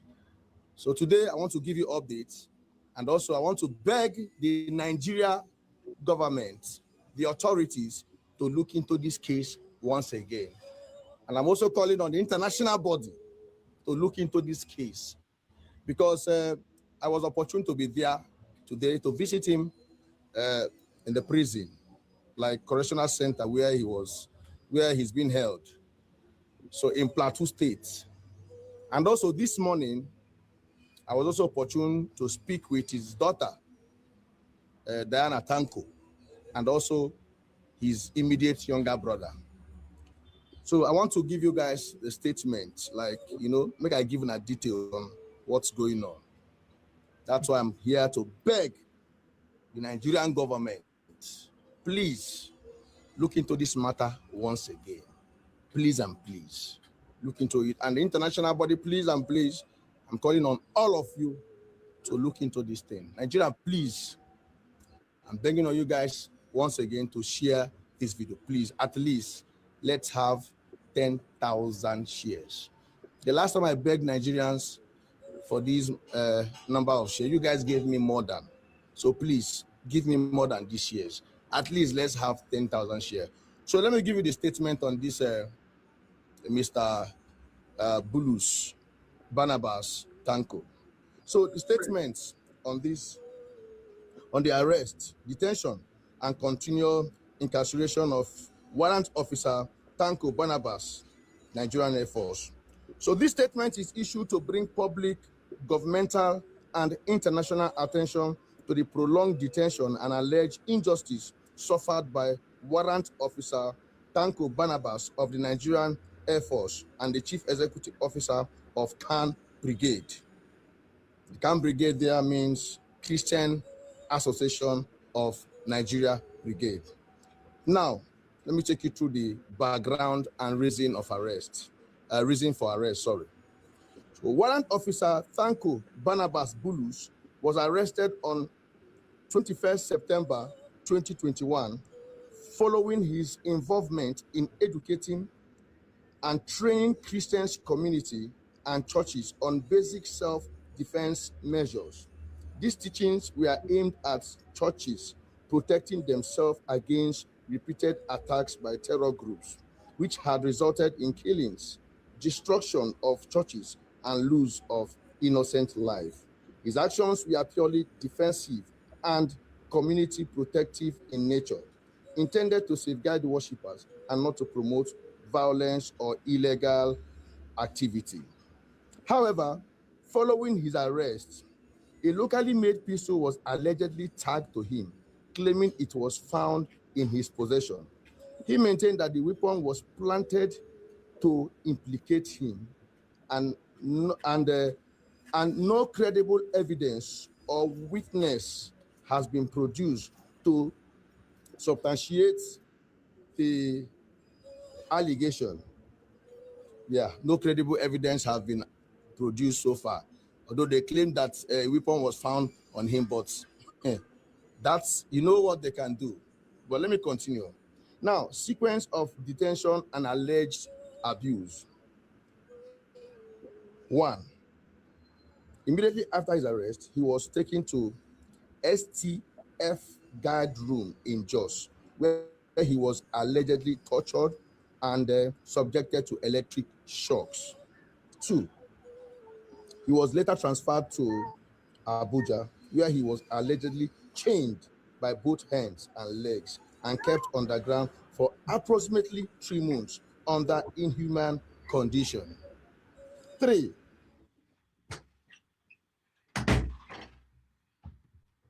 Unu afụla ụmụnne m because of gịnị na o tere nịga ndị Kristian otu ha si defend onwe ha. Heu! Arụ mere, arụ mere, arụ mere, arụ mere, arụ mere, arụ mere, arụ mere, arụ mere. Maazị Ekene nwere ihe nwere ikwu. Mba, nwekwe m nwere na anyị ma ihe na-aga na Naịjirịa. Ọ bụrụ ihe ọfụ, but sometimes aha mebiri m ka ndị be anyị ndị nọ n'ụlọ, because ọ bụrụ na nọ na Nigeria, maybe I would think like decent like them. You understand? But obodo oyibo mfe ụzọ gbaa na ọlụ gọọmenti bụ ọlụ ịlụ ọlụ ndị ị na-achị. Ihe ị nọ bụ ọlụ ka ị nọ. Iruo n'ụlọ ọlụ ya, ọ bụrụ na ị perform ha ọfụma, you have to go out. Then onye ọzọ abanye. Because ihe need bụ improvement in ihe ọbụla mmadụ na-eme. So for mụnwa, the first time to vote in my whole life bụ na Biafran vote ka m tụọ ya. I'm in Nigeria. I grown up in Nigeria, but I never in my life, even card amadum mgbe eji atụ vote myself. I've better ebe akwụ ebe a na-atụ nwa vote nwa ya fọzia. So So ebe m na-afọ this thing bụ n'obodo oyibo mbọsị a na-atụ vootu n'obodo oyibo ị ga na-anụ akụkọ na atụgo m vootu mana gịnị ya nọkwa n'ihu ọlụ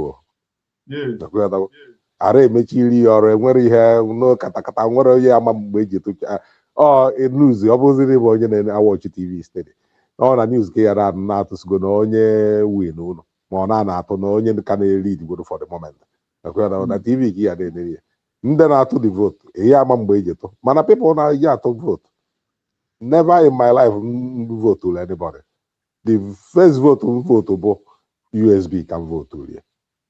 That is my first and if as long as the USB stand, this is the only way I can always vote because mụ abụọ ekwenye na Igbo asị onye Igbo mbụ mana mma na ọ bụrụ sọsọ Igbo bụ Biafra but ekwenye na Igbo before ị na-ekwu okwu Biafra ana m agwa ụmụnne m don't invest your money or iyelu ụlọ na Lagos or Abuja or whatever anything ọbụla klọs from Asaba ife ọbụla ị chọrọ imezi mebede bede na mụnwa na onwe na ọ bụrụ na m ebe ekene mekọta wee si na m ruo ụlọ na Lagos ma ana m nya alụgidego n'ala Igbo sizia ka lụọ na Lagos ka ọ ya bụ ọ bụrụ na onwe ka si gafeta ezi aba aka ndị na akwụkwọ for business no just ka nwee one room and parlor or two rooms and parlor ọ ya bụ ogwe ka si gafeta that side a need of hotel ọkwere ịgba na ego m dizi too much but for mụnwa to invest in Nigeria except an Igbo or Biafran land count me out. Nna agwa ụmụnne nse ma ụmụ ọgaranya niile mbọsị Naijiria ga-eme gị ihe emechaa gị ihe bụrụ ogbenye ọ ka mma na iji egolo anọ na East na-alụ anything ma ọ bụla na-alụ ọ bụgo na agha nwada agbarie unu but anaba na the land is still remain there it still remain your name so mana onwe ihe mere na Lagos ma agbari fanwa ya iju ka ha chụ n'ahụ n'ala ụdị da property ọ bịa kurie the property akurie ya sị na na-abọzi ya n'ahụ mana ihe ọ bụla igo na East is meant for you ọ bụgo na unu daa anakadide but our people aha n'ihe ndị be anyị ara n'ihe ndị be anyị dị too stubborn anyị dị very very stubborn o nwere onye chọọ ige elu ibi okwu ikwu okwute ọfụma ifu onye ihe si n'azụ mapụta chalenji ego ihe o ji chalenji ego abụkwọ na ikwutere ihe ikwuo no n'ihi na-eme na ịkamalụ instead to learn from you ọ sị n'ihi na-eme na ịkamalụ mgbe ọbụla ebunyite ha n'okwu emughe ọnụ mana ọ ya sịkwa ịba na okwu ikwu na ikwu na ọ dịrọ mma na ikwutere ya na ịmara okwu mba no just to encounter you to stop you to go further ka ọ bụrụzie na ọsọsọ mazi ife sọ na-atụta alụ ihe eji aga ọfụma so the Nigeria nwere nnukwu problem amakwa na abụ m onye Biafra because ọ na-abụ ụmụ ikwute okwu ọ sị that the next house will be in Victoria Island nne ha sị ya mechie ọnụ ịgafe ha na Asaba forget ya anything gbasara unu na ebe nna unu ịgafere ha na East side or say forget ya if you want to tell your father to be there anything maybe you can go holidays there talking about East Lagos Abuja all these things just count it out for that side no remains n'ebe nna unu so enwere m much nchọ ikwubezi na disi okwu because okwu kwuo onwe ihe ma nke ị na-esho ya ị na-egosi ya o ji oke ya na-ekwu onwe ihe na-eme na Nigeria sef bụ ya anyị na-eme just to ndị na-anụrụ ọnụ but ihe na-eme na Nigeria isi ole dị ihe abụọ ka ha na-ekwu Nigeria nọzi ọdụ ka obodo abụọ ọnụ in short kwuo in this way Nigeria n'ọdụ ka obodo abụọ ọnụ ị na-eme the same thing all the time o nwere result ọ na-eweta ị continue na-eme the same thing all the time If you know that one day na people in a that time na ha ga-ekuni stand there gwa na enough is enough. A sị na ị na-erigbu mmadụ irigbukata onye arigbukata onye ikwe ka onye arigbukwanụ. Ị na-aghọrị mmadụ ịghọrịkata ikweta ka onye aghọrịkwanụ. Mana ọ bụrụ na ị kọntinu na-aghọrị onye a na-aghọrị onye a ịmahụ na onye a mana ị na-aghọrị ya one day o mechieri ebe anyị si eri gwa na ya amụ ife ọgụbarị ka esi ihe niile ị na-eme na ya jọs gbachi nkịtị ka ị na-eme. And all ihe a na-eme na Nigeria between Biafra and Nigeria. Nigeria na-eme na Biafra ihe a na-eme ha Biafra na akaụntụ ụlọ ha na-eme ha ka asị na ha amaghị ihe na-aganụ.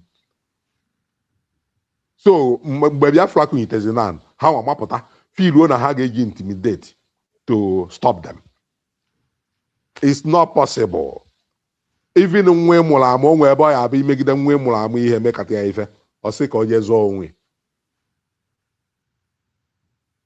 ọ pụọ be nna ya sị ka ya jee zụọ onwe. But Nigeria dịka stupid. Nigerian government ka m ghara ịkpọ in general. Nigerian government ndị a dịka stupid. Ha dịka in short ndị a dị dumb. Ndị a dị ya full stupidness ha a na-emebere short ọ dịbeghị na existent. Ndị obodo oyibo nluzu ọrụ a na-akwụ m ụgwọ ka m wee na-esetụrụ expenses ilu nchọtakwa ọrụ mma nọ ụfọdụ ya anọkwa n'obodo oyibo a na-emekwa ihe ha na-complain ihe ndị obodo a na-emie ife ndị obodo a na-emie na be nna onye nlota na-eme exist. That in Nigeria is where who remember that you exist. Talk less of even to know n'okpuru bridge ka na alahụ ma ọ na ọbụrụ. N'Europe here mmadụ agụ ọ bụrụ na ị nwere nne ya eri ije na church nne ụtụtụ nne evia enwesịrị medical canteen for free. Gọọmenti mount ipụtata ụlọ ụtụtụ ọ bụrụ na agụgụba ije ebe a jee rie morning food nwa tii taa ụmụ snacks ya efia ọ na-eweta aka 12 o'clock ị gaa ebe ahụ ije rie nke efia olu osisi o'clock ije rie nke abalị. So agụ onye nọ lemise obodo nọ na onye nọ aba asị na agụụ na agụ ya ịma nọ stupid ka ọ dị. Ọ dịrọ possible. Ọ bụrụ na iruzu ebe ị na-ebi except na ifilu maybe na ị na-aṅụta mmanya ma ọ na ị na-eri afịa because o nwee sentence iwu ga-enye iji wee bata n'ebe anyị na ebe ga-enye gị ga n'ala ahụ. So ọ bụrụ na ịdọrọ standard for that iwu because na ịbata test ya ma na ịṅụ alcohol ma iri afịa. So ifilu na ha na-edi stop life ha gbazia n'ilo nke a bụzi problem gị. Mbosi ifilu na ọ dịgwo too much ịkpọkwafa azakwago ya kpọrọkwago. But in Nigeria nobody no even government even ndị a nọ na gọọmenti na-eri ego niile even their own community their own neighbor na village then cannot help them. Ịma na ị na-ebu ego you help the whole Nigeria but even common your neighbor you couldn't help them. If you had a gosi ha bụ how powerful ịdị or how connected ịdị na gọọmenti okwu kpọrọ ya polisi okwu just iwenye phone amị atọ ebulu ọnya just only to intimidate people. This is only what Nigeria knows. Keka mmadụ ga-esi wee kpagide ego wee kpee ego na billions and trillions yet they cannot bring that money out. Mgbe anyị nọ na position ma asị ya nna na m akpagbu ego dị too much na ụmụ generation even my 10th generation cannot finish it. Now let me use the remaining chance in where now just to make other people to be happy. No, he cannot do it. Or just stand there now wickedness man ihe na-akpọ ndị a bụ demons. Only if you belong to them then he become position like them or he become leech like them. Nigeria is a place where a human being as to sacrifice for the whole world. Ebute ọgwụ alụba ihe a ga-alụ eribe uru esi n'obodo oyibo achọghị test eburu ya na Naịjirịa ebe ọ ya agafịa. Gọọmenti anala ego one rich person anala ego tinye n'akpa buru dị ọgwụ fesasịa ya everywhere people ha na-anwụ. Obodo ihe eje golu sọntem onwe nke nwaanyị m kọrọ m mbọsị obodo na mmadụ ga-egolu agwa beans wete nwa ya na ya nọ wee sibe beans wee sibe sisi ya wee rie the beans ha ericha nwa na the person ya na ya nọ nwụọ. N'obodo nnọ alụgwo m ọrụ ebe na-ebute ngwongwo a na-achọrọ ka ome exist ka o fesa n'obodo maka eburu ya bata ha eburu ụzọ test ya datum weda fonu weda laptọpụ weda ihe na-eri o fa test ha anyị ọ bụrụ na ọ bụrụ kwaliti ya niile n'obodo a ọ ga-akọsụ problem n'obodo a ọ na ebe nna alụ ka ị ga-ebute ọ bụrụ nke a ga-akwọri ya kwọrie ọ bụrụ nke a ekpekọ wufu ndị a ga-asọtụ ya out and ha bịa ba ha ga-anọ that place till tii datin na machine fụ na the machine destroy ya. O nwere mgbe ọ ya aba ebe nna alụ ọrụ ebute perfumes full perfume ọgbakọ bọtụlụ ya perfume ebuli bịa abịa ba ha akwụrụ tiri tinye na njini ka adị sure na data ma aga security outside because ọ bụrụ standard they need. But Nigeria, nothing exists. Obodo na amara niile eme exist. You are not in the data. Ị mara na obodo onye Hausa onye Fulani ya abata turn out a citizen overnight. Even in ndị Fulani anyị na-ene anya amụọ ndị gọọmenti mụọ na ha nọ na Nigeria because ọ ndị a bụ Nigeria na-ekwu ihe mụ na ụnụ abụọ asị Nigeria afọ anyị na-ekwu mgbe a mụ na ụnụ abụọ eme exist na system. Obodo Nigerian gọọmenti ga-anọdụ nwee embassy na obodo ịbata n'ime embassy onye ọcha pụta ba straight to office gị bụ onye Nigeria kwụrụ na gate. Embassy ka ihe o mean embassy mean your own home, your house. Ogi ngasị onye Nigeria ogi nwee the embassy ịbata ba I suppose he treat you well as a citizen. But ị ga-abata ba anyị na-afụ onye China apụta baa n'ime de gị nwa bụ onye Nigeria na-enweghị authority to enter. Esi n'obodo a na-eme exist. N'obodo nnọ ihe ama secret in the indigenous people obodo a gị na ha enweghị the light. Also jide passport fa so jide anything also n'obodo 100 years. Gị na the real indigene doesn't have it, but it's not allowed to talk about it. But in China gị nọ na the same direction. How stupid that onye obodo a ga-adị ọtụkwa ha n'ọfịs the way is weten ndị abroad the way is ten there. Because ama na ọsọ set ya na ị ga-anabe nna mana onye nwere ebe ọ na-eje onwere obodo ọzọ ọ na-aga ebe ọ na-agbaje. But n'obodo a ọsọ set ya mụ ya azọba isi onwe m ọ nzozi ya bụ na ejide nsị m ngwa na bi m nsị m nnezi anya aida na mgbu ọ na-egbu m so mụ enwere ozi choice ọ ife ya eme m nọ n'obodo a ma ọ bụ na asị na anụba agha n'obodo mana ọ bụrụ na nnọbe nna m enwere choice ebe ka m na-agbaje ebe ka mma m agbaje I have to defend it. Nigeria ihe a na-akọsụ bụ chaos everywhere. Anọ na-eme na-ebekwu problem dị na Nigeria iburu ihe ije save ndị ịchọ ije help ka ihe na-ehepụ ndị bere nke dị na beo a sị na iwepụrụ aja dị n'anya ije tụpụ mmadụ aja dị ya n'anya ọ dị possible. Nigeria bụ evil nsọ Nigeria bụ obodo mmasị Western world were Nigeria plant ya in Africa to destroy Africa.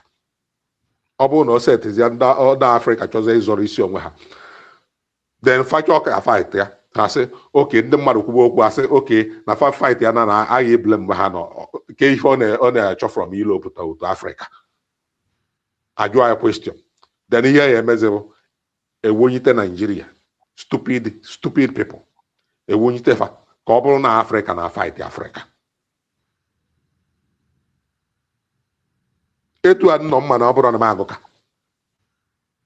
mpụta nje were ọnọdụ na-elu ha ọrụ n'obodo nnọ anyị na-enwe mitin hie ekwube ebe anyị esupọta asị m ọ bụrụ na ị nide ha n'ihe ọbụla iji ụkwụ kpọọ m na mma eso oje Biafra bịa unu etinye na n'ọfịs gwa amara nke esi apị ọ bụrụkwa na mara apị nke na-ezuru m mana amara nke esi apị nke ka alụba na gọọmenti unu etinye na aba unu chọọ itinye m ebe unu ya etinye mbụ na geeti unu etinyekwana ka m nọ n'ime ọfịs geeti nọọ ka m nọ n'ihu ilo bikọs ọ nwere ndị mma ya bụ ha bata a direct ya ha another side ama ebe ha chebi iru bifo va debe azụ ha bifo fa echi ihu ha that side bikọs ndị be anyị na-afụsi eziokwu na-atọ ọnụ ya ta okwu asị ife okwu asị tọ ọnụ ya ta eziokwu like etu ada dị ọda mma ha na-akọ akụkọ m hụ na ha na-eche na anyị dị stupid. Ị na-akọ akụkọ ị na-akọ ị na-atụ asị I believe o na-asị nke iji bụrụ ozi gịnị mana onwe ndị ya believe like nwanne m nwoke kwu onwe ndị ya believe asị a because them the same person, the same people, the same category. Ihe mmeji webata na platform wee na-ekwu okwu na platform bụ na mfụ na mụ na onye a na-think in the same direction. Enjoy na onye a ka m gbanyitekwa mmụọ ya ka ọ na-aga that direction ka ọ ghara ime mistake. But if na ndị alụ a na-atụsa asị ndị ha ga na-abịakwa na platform ya na-akpọ bụ the same kind of people kwa because ihe ha nọ bụ mmebi. O nwere okwu ngwa somebody si ya ikwu okwu witchcraft ị na-ekwu okwu ya nekwanụ ka ha si ebi ndụ ha enwekọtakwana chee echiche na witchcraft ya enye gị ihe ọ weta ọ echi niile ka o chenji ọ dịrọ possible. Witchcraft ya afụ that na ije a ọ gazieri ọ baara uru na ife inweta abaha ya benefit ye bedeke ihe witchcraft ya eme ọ makwana ohe benefit ye mana o ya eji gbachie data ya benefit ye maka ọ chọrọ ka o si n'aka ka ọ abụrụ na ọgụnwa weta dịka m and ọ ihe a ka ịfụ ndị a na-emecha ha afọ na ihe a ị na-eje na ọ ya agaziri ha eje chọọ ka agbachie dịka m because na a chọrọ ka o si n'aka wee bata oke ọ bụrụ na o sizi n'aka m wee bata ihe eje weta ya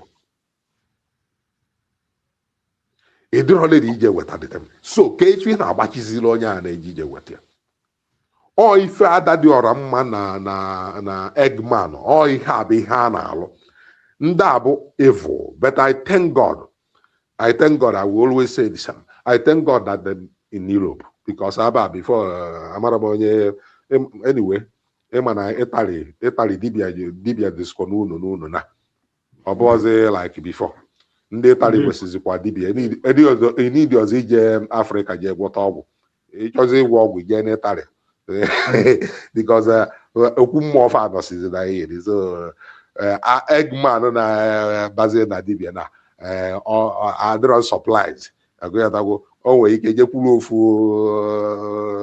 onye dibia na-aba afọ o kụzieri ka esi agwọ agụyatagwo so ya wee didi ọzọ ịkpọba fonu na Afrịka ka o wee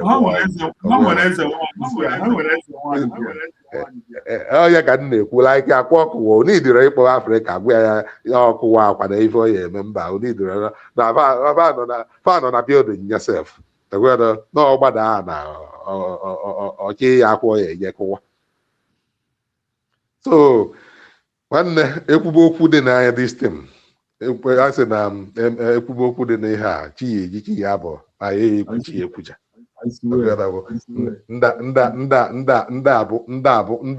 ndị abụ di m mana ọ ewepụkọfa ahụ ife ya eme ya atọkwa ụtọ ọ bụrụ na ewebiga ha ọ bụrụ na fa nọrọ ife anyị na-eme ya atọ ụtọ bụ ka ife dị izi ọ na-atọ ụtọ so ọfa na-eji njadete nke ọ na-aga aga because ị na-eme ife mgbe ihe afụ rizọt ya ịra afụ onye na-ekwu enetebe ịra afụ onye na-eme na-adị against it ma na ife ahụ na ọ na-aga aga because bifo amoosu ata ahụ bifo amoosu ata ahụ amoosu amalụgo ife ya abụ amoosu ya nekọta useless human being ya ijete ya ị na-ataziri ya for what ọ dịgo useless already mana amoosu ihe ejeta somebody ọ tasị ọbịakwa ọbịakwa nwana echi ivi na ị na-afight godie nyanwa na efilu the pain ọ ka na-abịa ihe o ji abịa abụ biko ọsọ fụgbu ihe iji wepụta ụwa so ọ ife ndị a na-eme ha ma ihe ya eme na Biafra ndị a bụ darkness ka ha bụ evil people ka ha bụ darkness nna ọ bụrụ na ihe na-eme elu ọrụ nnọgha na-akọ iwu bụ na m ekwu okwu ọnọdụ etu anyị na-eme ihe ị na-eme na ọ bụrụ na ihe ị na-eme erughị ọrụ m enidom ịdị na wọchị mfụ na ịntanetị m pushuo atọ na-aga iru but ife ị na-emeru olu m pụta m wọchị ya mana ndị anyị egbu n'ihe dị Ngozi Orabueze Ngozi ife a ka anyị ekwugide Ngozi Orabueze gwakwana na ife Ngozi Orabueze mee ihe ụnụ anyị akaụntụ nwere even half of it n'ọjọọ sị kpụrụ nwaanyị mmadụ n'ọnụ onwezi nke na-ekwu okwu Biafra onwere nke na-ekwu okwu Simon Mazi Simon ebe onwere nke na-ekwu okwu Nnamdi Kanu ọjọọ sọ teta ụlọ agba ịkpanara skrin ha ọ Ngozi Orabueze eyi ekwugide Ngozi Orabueze chi ewee ji echi niile kọntinu Ngozi Orabueze anyị adịgo bọrid of disi Ngozi Orabueze ji mee nke ọzọ gwakwana aha ife o mee unu ya gwa anyị n'ọjọs ife unu agwa anyị bụ Ngozi Orabueze Ngozi Orabueze wee na-eyi rik sikriti rik kwanụ sikriti nwanụ ka anyị malụ nke bụ eziokwu then ihe rik la anyị edetebe kọntinu Ngozi Orabueze tomorrow ịpụtakwa this year ga isi na next year na abaha na Jenụwarị next year ihe rik Ngozi Orabueze na-eburukwa esikwa na nke Ngozi Orabueze baa nke nwanne m nwoke n'Ọstra si ebe afọ nwapụta na ebe ha chekwa iru ubu na nke uche ebe a ka afọ esikwa na uche kwuo na fasị na uche ekwuwe ọnụ eburi wee jee n'ịntanetị uche ekwula ekwu ọ na-asị na ihe uche enwere ife ọ na-ekwu what is your problem uche ọrụ gọọmenti ka ọ na-alụ ọrụ uche nwee anything ọfụ anything oje ọnụ ka ọ ya abịa tebụl ya ọ bụrụ Ngozi Orabueze bụ nọ n'iru ka ọ ya abịa tebụl ya my brother father enwetazi information from the government just like what Adadi Orama used to do before onwe ka esi wee kpacha nwa obere nkata ha amapụta ya were ya bịa mere saka na-eme expect that is the only way that you have to inform our people. Forget to say that now the government of Nigeria again na-arụ ọrụ. Now those people check equal your weakness so that they will know how to fight it. That's why I say that these guys are not supposed to be part of what we are doing to be in the government because they don't know how this thing works. They are smart people. They employ. Forget they are smart in a way that they have to keep the corruption alive. And you ihe many na azụ onwe gị ịbịaruo nwa obere plan imere mapụta jeje kọọ ka wee si na ndị be anyị kwuo okwu sị na anụta aka alaeze na onye abụ na eze gwọrọ anụmanụ ịnụta jee ka alaeze onye abụ na eze mgbe ife na-eme n'obodo so ihe nwere mgbe ihe na-eme uche expect that uche jeje onwe ihe o je nụta maybe n'aka PM or anything ọpụta o buru ya bịa na public ma na uche na-etekizi out of hand n'ọnụta oje kala onye bụ eze onye ahụ o debe n'iru o believe na onye bụ onye suppose ịnọ na position karịa because he can never be in my company and take a decision. Onwe ife na-eme na company mụ asị onye ndebe asị isi ebe ahụ ịfụ data ma ị ga-abịa gwagwodo m ịgbazia m mụ wee sị take over, stop it. Ọ mụ ya enye the right. Ọ bụrụ na Ngozi Orabueze kwụsị uche na uche mgba pụta ka ị bịa gwa ndebe anyị ife dị etu a ife dị etu a, ọ mgbe aka uche we step out to say something, but except that o nwere onye nwere that power.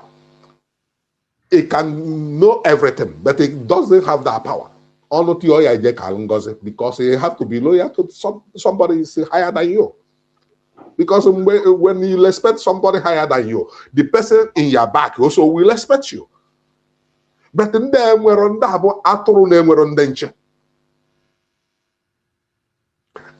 I don't like to insult people. You see, why you search?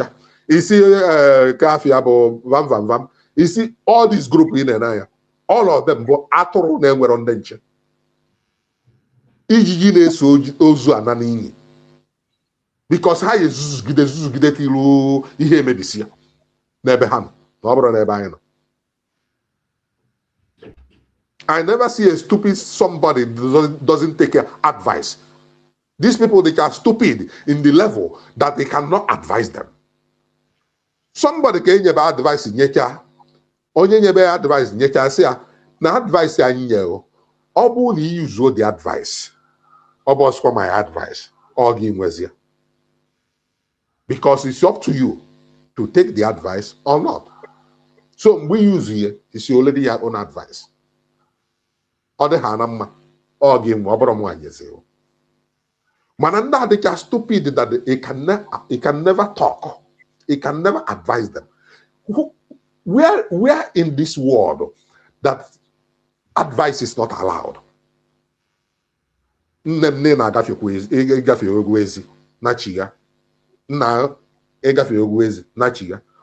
Nwa na-enye nne advice. My mom na abụ mgbe afọ anyị nọdụ every time ọ gbakwute nsị m na ife dị etu a ife dị ọkọba nsikriti ọkọba nkọsị ya asị nya mama ya etu a mama ya etu a ome olu one day ịma wee je somewhere nwa gbabara ma gọnụ highest ma nwa wambia mbata my mom sị m nyegodi ya na nsị a mma ike gwụkwọ na efu na ọ sị nnọọ mgbe aṅụ nkwụ ka nna agwa ya nke bụ eziokwu mgbe aka nna dị okwu nye advice ọ na-abụ accurate ebe nne na-anara advice why na the people ị chọrọ iri dizi they cannot advise you. Is it possible? Ịbịazi chiwu ya chiwu ihe gbuo ada dị ọra mma bụ mpako onye bunyite from nowhere bunyite onye na-enwere ihe wọtụ a sị na ala n'ọfịa oke ebe a na-ala n'ọfịa iwee gbapụ ọsọ wee jụ ụmụnne wee mee ghe ọgaranya wee bunyite wee were ịfụnanya ifilu n'ime ezi na ndụ wee nye why you don't use it well jiri ụkwụ ka destroy ya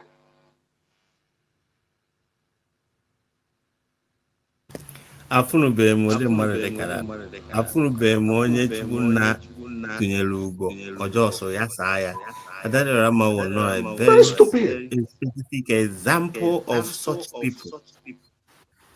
Nekwa ga na-akpọ vam no matter ihe niile imecha in the past ụmụ Biafra kpọrọ ekpofuo vam iwero ka iwe gotakwa the face of the Biafran people iwere wee jee London wee jebe kebe flyer in the street nke a bụ nke tọọchị ọbata obi wee kpọchie ya azụ si na ọ bụrụ na ejiri aka nka tie nwata ife were nka kpọchie ya azụ ọbata obi wee kpọchie ya azụ wee nye post ị na-eme respect even the DOS ihe na-enye na enye onye na vam nke ihe ibido ijidekwa ịga nke ịbaziri na service more worse than nke ime mgbe nke PM If he na-create is mgbe afọ nwere ihe create mgbe a ihe na-create is if iro na-ịbatagwo na nọrọgwo n'ofe ihe na-create is chaos from one My group brother, to another group. Ogosi that they are not meant to be in what we are doing at this time. The all carry had the all the too much, then cannot do it. The all the too high for them. On where all you have bido now, you can manage it. But on where boy on where level all I it's only too high.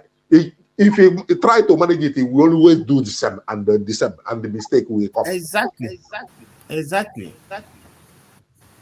If ndị na-afụkwa nọkwa na cabinet na o nwee ebe ọrụ ya abụ ruo na many apụa because all the too high than to your level you have to step out. Let the person you don't make a mistake. In mistake you carry because he will do always the same.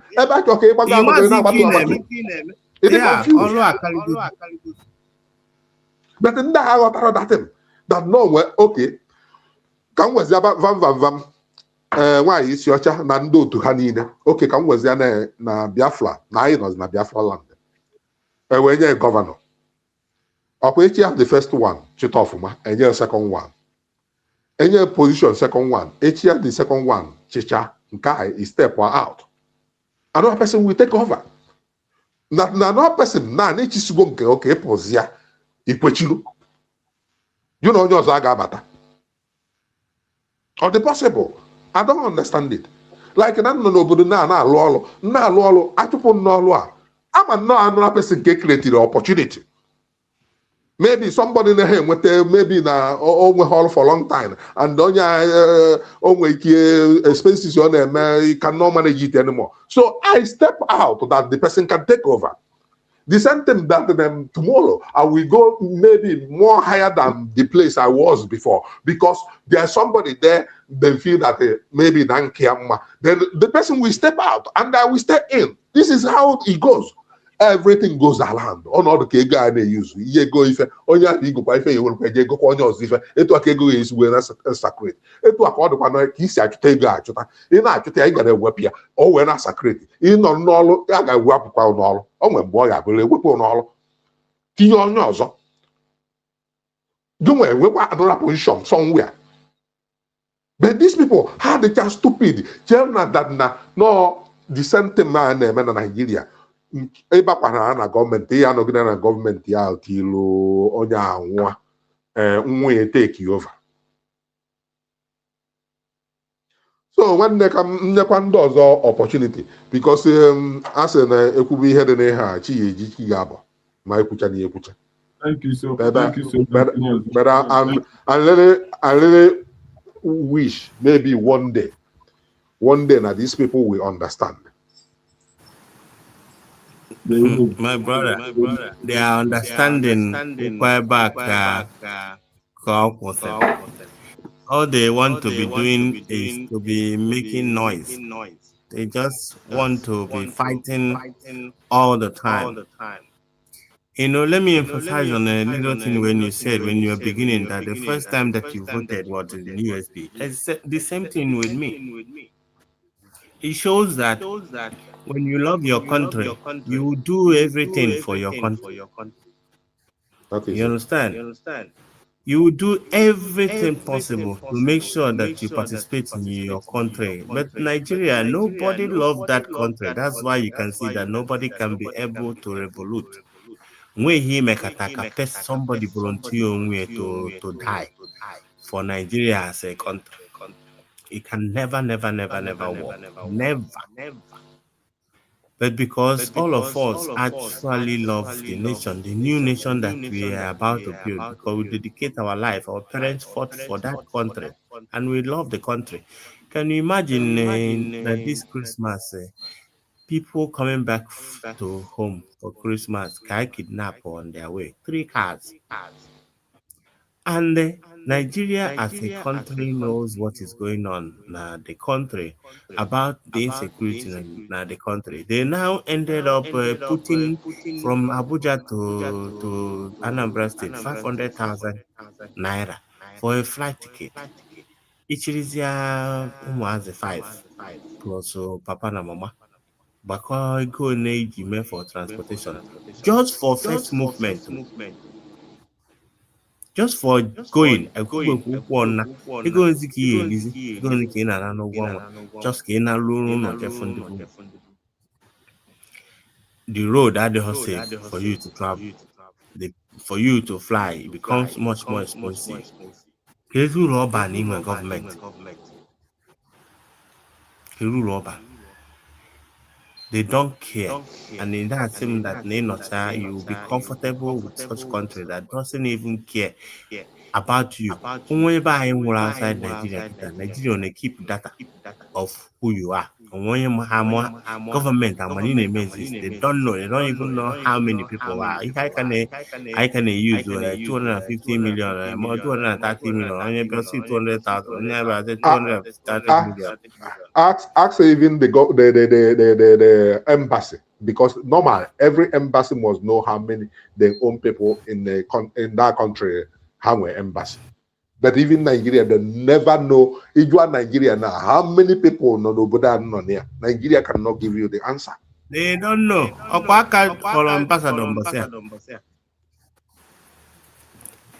They don't know.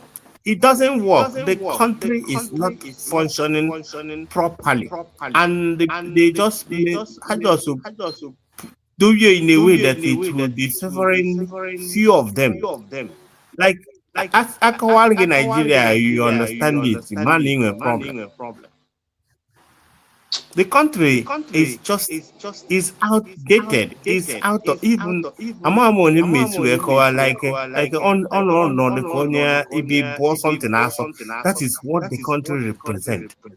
Killing people is like killing the can like batana side in na family nkwu for the but of fire bido kwanne nsi abido na ibido no inye ndo onye ozo encouragement osim obukwa nne emere ife a amakwa nne emere nsi start bidie exactly they are all the onye obula no na-eche na-eme expect kekwanu mbọ ya bido ibidozia afukwa onye wu na think what the same way you think he will join you from small he will become large. But if he say that I am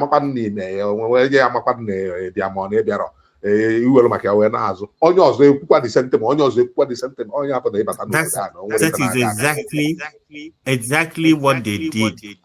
And like I said before, they brought everybody into the corruption in Nigeria. That now even when you want to become good, it is odd. Ichoki ime homa afugi as move. Imecha governorship or representative in the buno. Imecha only him for yourself. I say in only encourage the federal government of my they made good people to become to be something that is abnormal. Until you become a criminal, that is when you are something. That's why everybody's hand is spoiled. I think Nigeria can never be good because the good ones has been corrupted too. No, but I'm a one guy. Money where something I make money also because of that, because of the truthful. This guy make it no Buddha, Obudebuna Hiebuna, Ona, Nacha, Nachia Tazo, Hakuchi Esia Nachia to Nigeria. Because of the Hona committee no Buddha.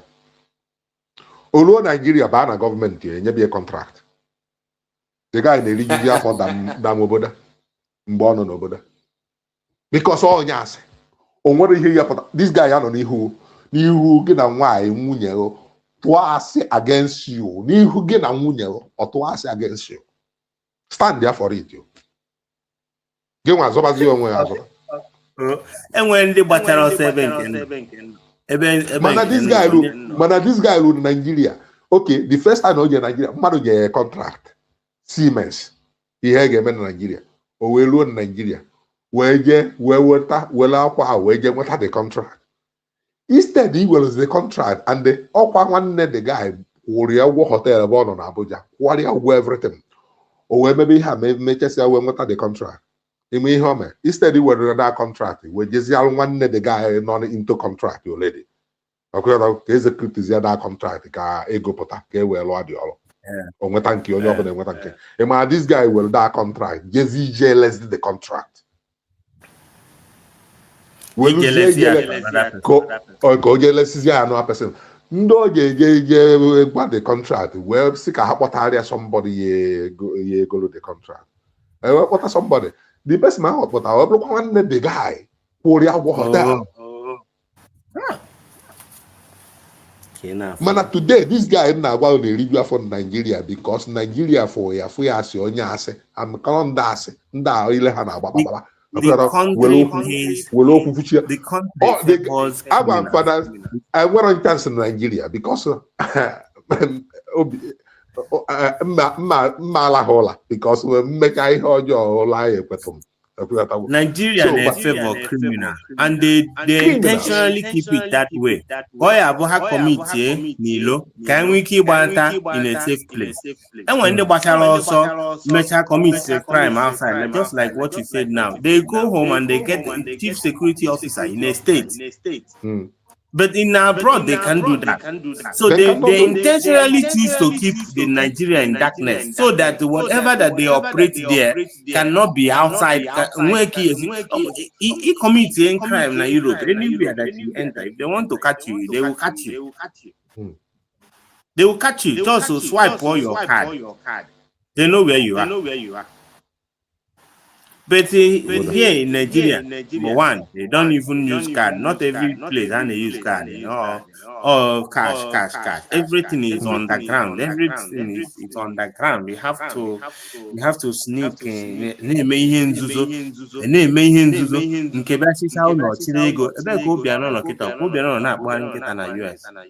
Ego ne ka o buru ga rụọ ọrụ ndị Anambra steeti obodo na-enweghị ọrụ enweghị any system at all obodo okay etu anọ na eje Nigeria nruo na Nigeria na eje m ije were ego na bank mana onwe mgbe ya bụ ndị ewere kata ego na bank asị m ka ife nna eji stọpụrụ onwe m ọ bụrụ na nna ije mkpọ kọla ewetalụ m ego n'ụlọ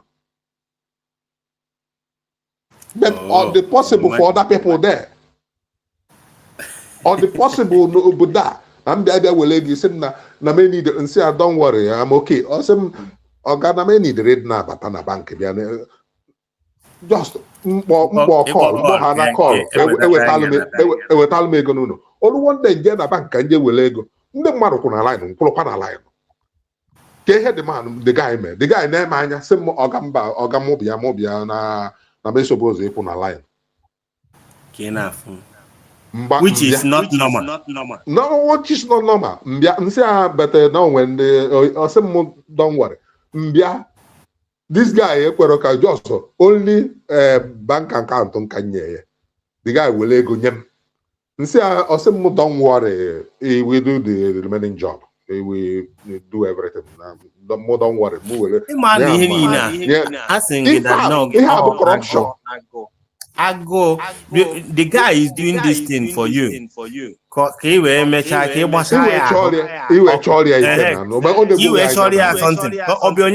Expressway. How jump of how order is supposed to. A town that you don't even know who the mayor of the town is. Ibigoro chicken na KFC. You stand and every you will stand behind you. Mona plays them too, but more than 3 or 4 times. Mona no go in train. Oh, Obia no say no oche ju akwụlọtọ usoro kwụlọtọ. You see? Oh, ndị obodo ha na-arụ ọfụma. Bye, we go corruption chi onye ọbụla eze. Mona gọvanọ isi obodo a n'oge sọma a na-anyagharị bicycle eji emechala obere sport ọ na-agba nyanwa na-anyakwa bicycle na-agba the road ebe dị free just for sport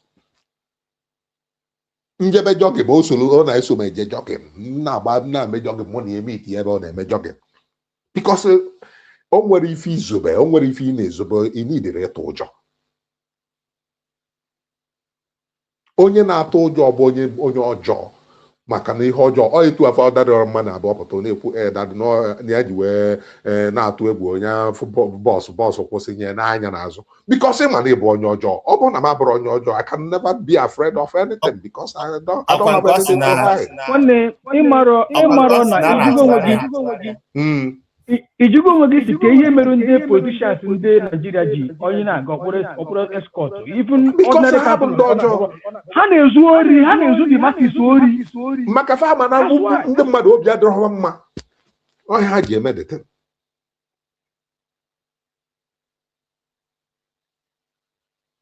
the devils ihe ha chọọ bụ ka onye ọbụla tọọ mebe disentem ọnọdụ ka ndị nwa na-asị ndị ọkọt ma amara nke si eme ihe bete according to akọ onye ọkọt anyị enyere ya aka because ọ chọọ ka ịjọin nwa ya na disem ihe alụlụ a na ọ na-alụ ọ ịjọin nwa gị na ya wee rikọba tụnyibe ego elu chenjibe ego mekọba biznes mana ọ bụrụ na ị nọ n'ife ọ na-eme nwere ka o nyere ya aka ọ disem anọ na Nigerian government is your court place.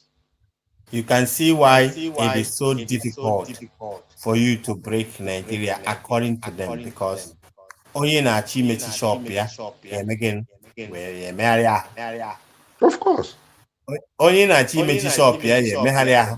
And when Nnamdi Kanu they say that Biafra will come from abroad, this is the reason why, because everybody in Nigeria has been contaminated. You have the same brain. Enwego the same brain because they watch go na family ị na-akọ akụkọ anyị na-akọ akụkọ dogo anyị na-akọ ha daba ha na-akọ ka ndị exactly everybody's mind has been contaminated that they already see something wrong and something the normal.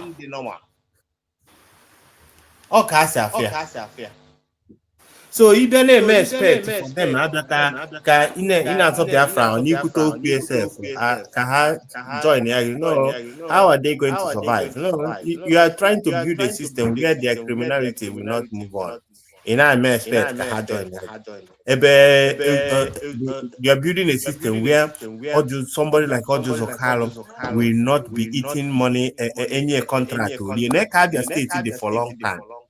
Until Oti can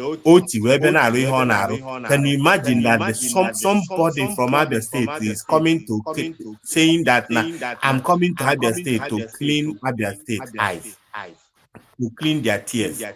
With what is going on there, why don't you support the government? Because I told him because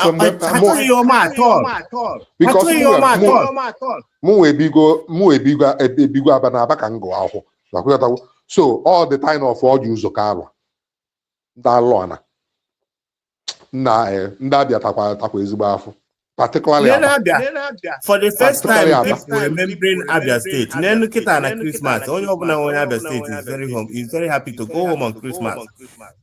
The first time I had a Christmas decoration in the street, people are for something different.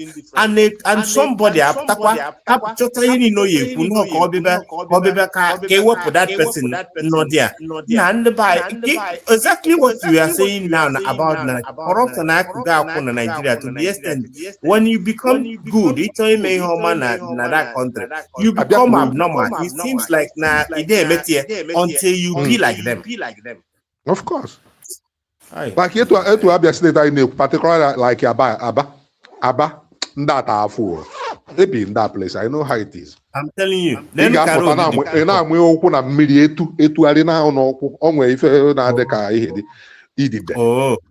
Black. Or now, no, the thing the thing they wouldn't matter. But that's not a poison. Some things happen. Some things because of environment. So,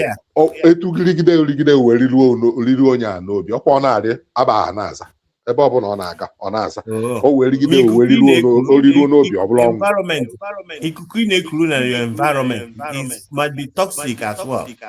Nene road aga for 22 years oge tí ikpeazụ jeje chịrị na Abia steeti ọ ji ụzọ kalụ chịrị Abia steeti amegidekwa ihe niile a na-eme megide wee nọgide one person wee bata wee bido wee bring wakwa Abia putwekwa Abia in the light in the system.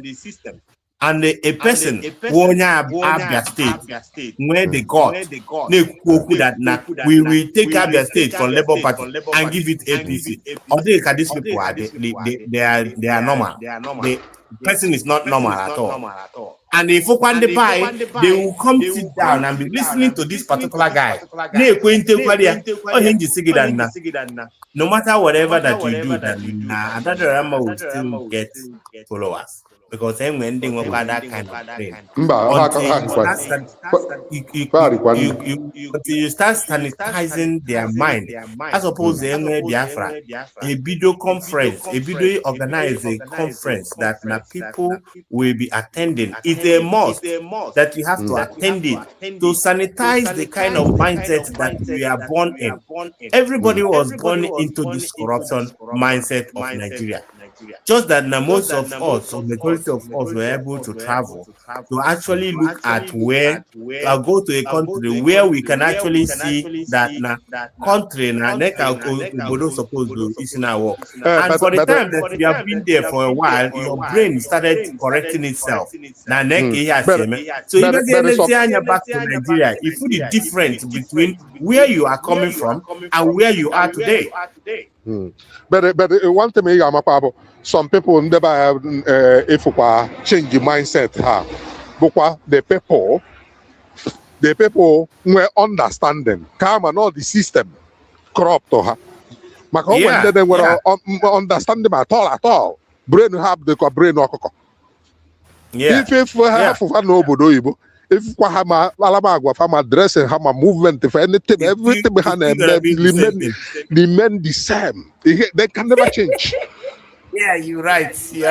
But even those kind of people, one day they still mingle in the circle of the Biafra. I don't know if you understand. Like it and say that most of the Biafra for all Osina Biafra.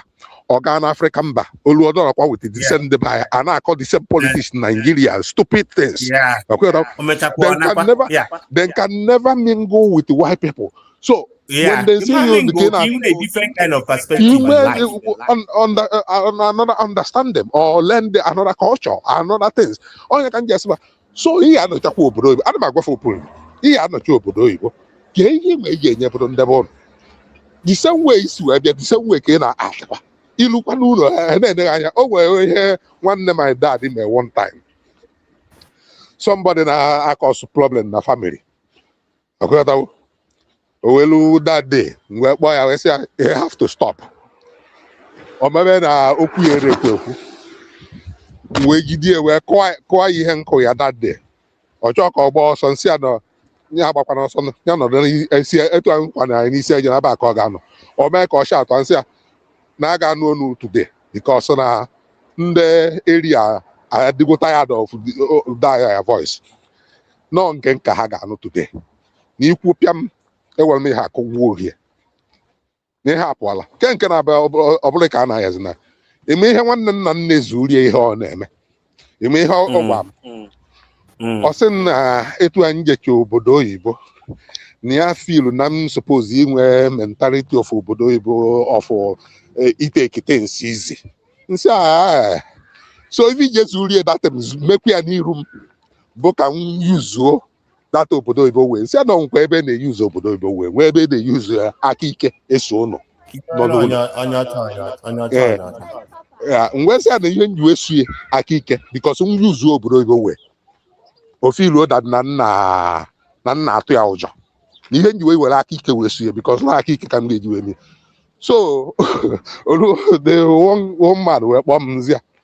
Also, me na deliverance for some year no ABA can say make deliverance. Also, if you may able deliverance scheme here. na nke anyị megoro na at least oil cool go down for a while. No deliverance scheme. So he regret when he may be deliverance scheme. Because no you have to chaos everywhere. Obutonya, if you look only I want a conscience. A bunch of so would it. Oh, you don't win the nab or say he's on her name when so or Jezabo or Nalonia. Ojepulonya, okay, is back on Alonya, Obutekwanda, Kokosia, he's on all when I wake when you have Nigeria name. I talk, Kahamegi, Kahawini, the wound. Ebudo na Akokosi is on every Yoruba, Kokosia, he's within the way, Buten down, Nakokosi on Nesses Yokune, Mezo enemy. From where we wait where is Ruyan is native. And not the home Lundinza. All Lundinza. Yeah, the same thing they are doing in the north for them to be able to come and take the resources. This thing they did to us is actually affected so many of us. The reason why I said this thing is that I know go for Biafra, for Biafra. And now mentality of everybody is actually focusing on it must be a fight. Because they say people I say never argue with a fool. People might not notice the difference. So when they expect you to behave like them, so that it must show that this is how it's supposed to. But forget to say that now, because I keep hammering on this thing. The tools that was available during the time of the war is not the same tool that is available now. And now, for the fact that most of us on the outside, we have actually seen how it works.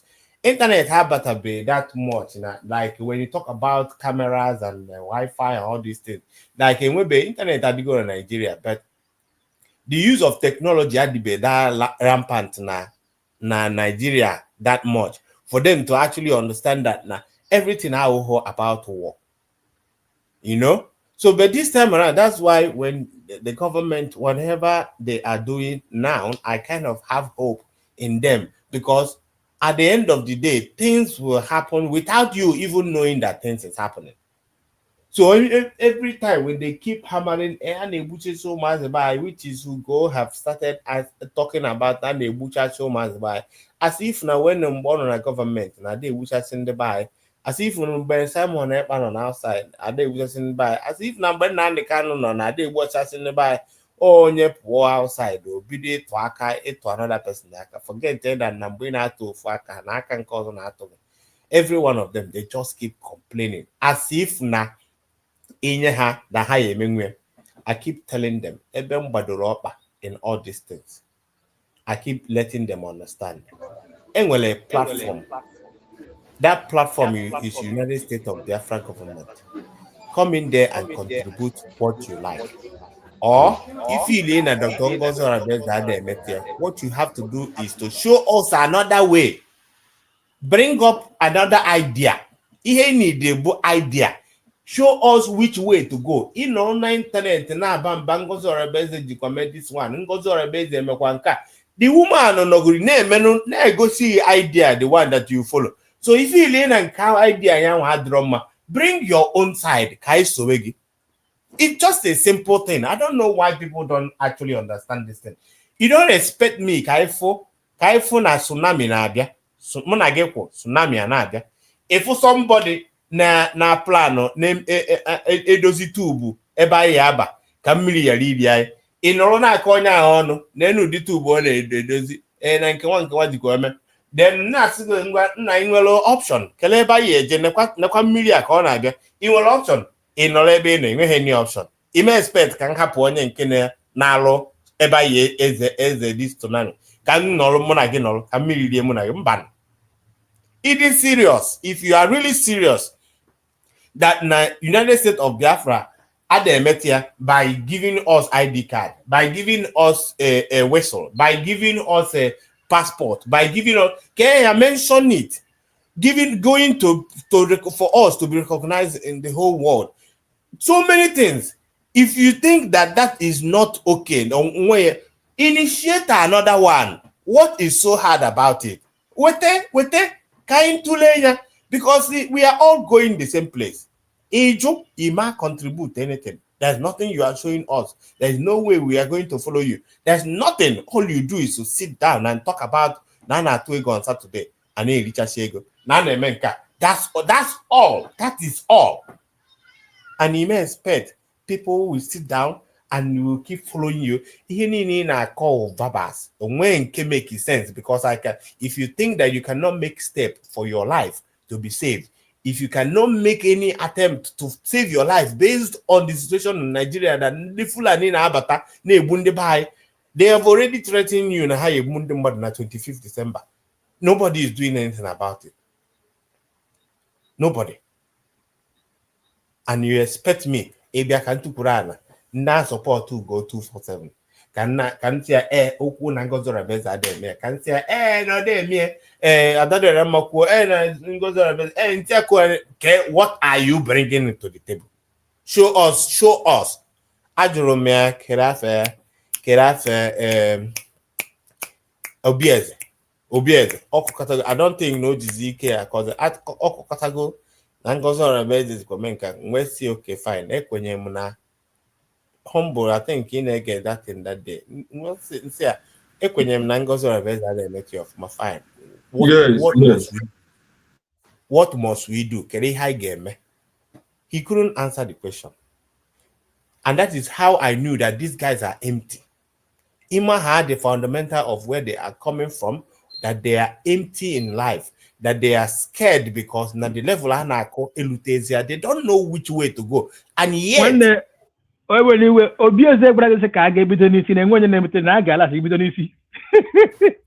yeah, everything.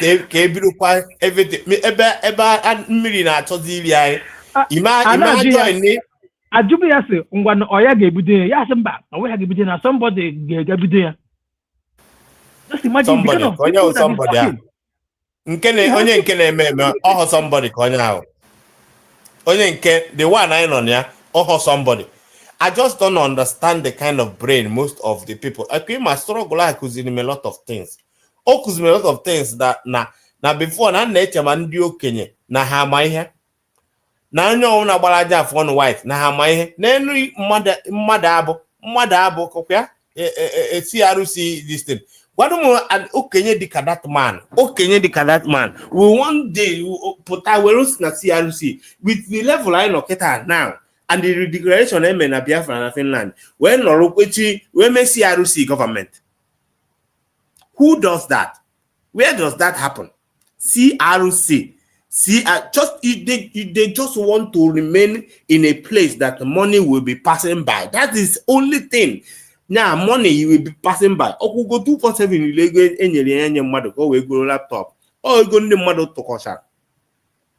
Tokosha ka we enye the person. Ogo 247 Olivier, Van Kata, Minister of Information. And Papa, will have to Finland, I follow her free ticket.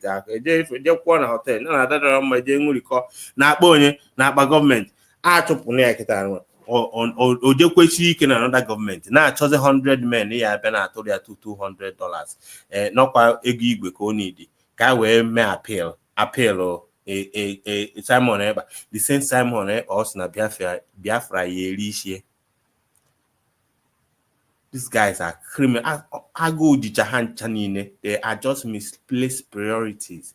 Misplaced priorities that they found a way to actually be extorting people, and that's what they are doing. They are doing it with impunity. That nobody will even know. Once you mention Biafra,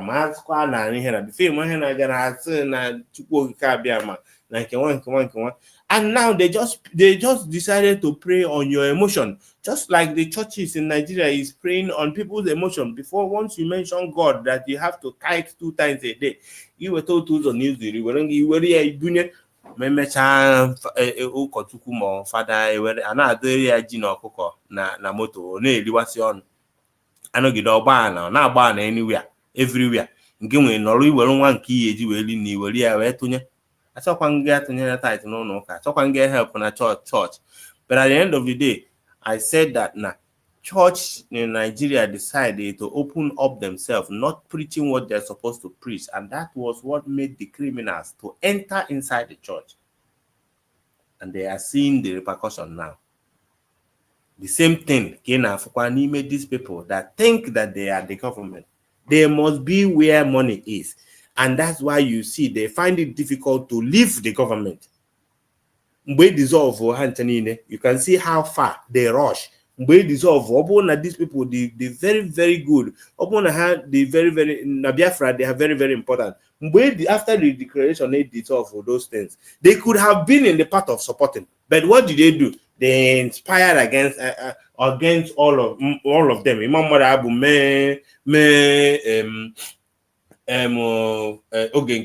the head was bunje pia ebe ego esi we napụta ọ dị ka between them or when they were stingy n'ime ha no that work of what we planned, because Imam Marabu would have loved ka etinye ebe more money is after that. That's why also all the support to come where you oge nkere nya bido campaign, because you know na-eme during the declaration campaigning ka ọ na campaign there bụ ọ nọ na-amachagharị na stage. Now see, what will I tell these people when I go to Washington? What will I tell them? That Biafra has declared in second. Who cares whether I'm declare in July? On America, you declare your nation. It's when you declare, you go bring your certificate. Where you go see and then be. And now bam bang ways not. Mother Abenaya for now the corner about anything. Hey, from Brigama, how about we again kept up another government? They buy an open nearly the mother. I don't know, Nenaya, Funa, Nordica, and the outside now break Quenke. Toto I can neg on about could now, if we could not another fee, and now folk if we could not go believe on that today. Dear really. Yaropan.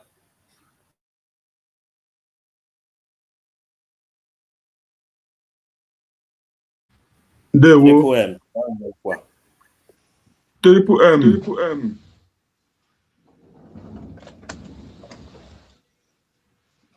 All the code. Yeah, one man of no, you my brother.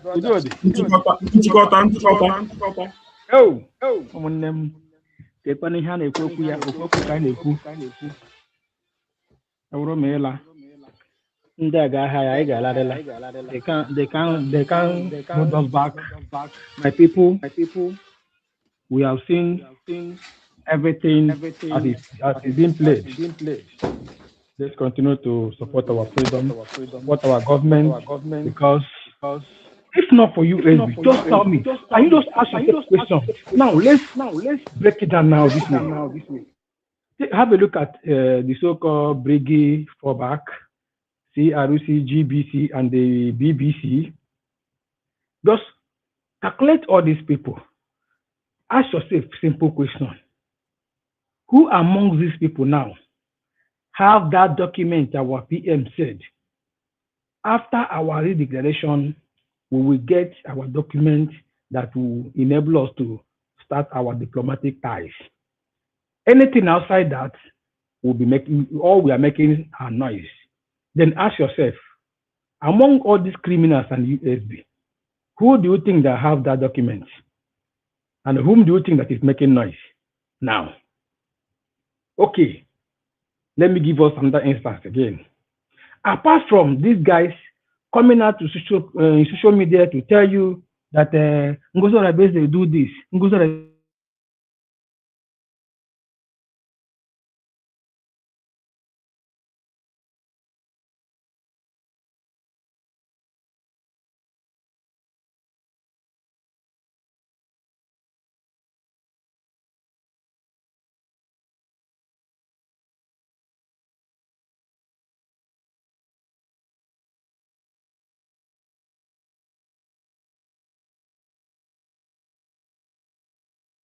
ụmụnne m ekene m unu, asị m Chukwu oke abịa ma bụ unu ume ka ọ bụla onye chi ya zenụ ụbọchị gbara unu mma. Chukwu gozie unu niile ya ka m na-arịọ n'isi unu, ihe ọ bụ unu tiri aka ngozi. Chineke demisi ọwa kọta ga-amụ.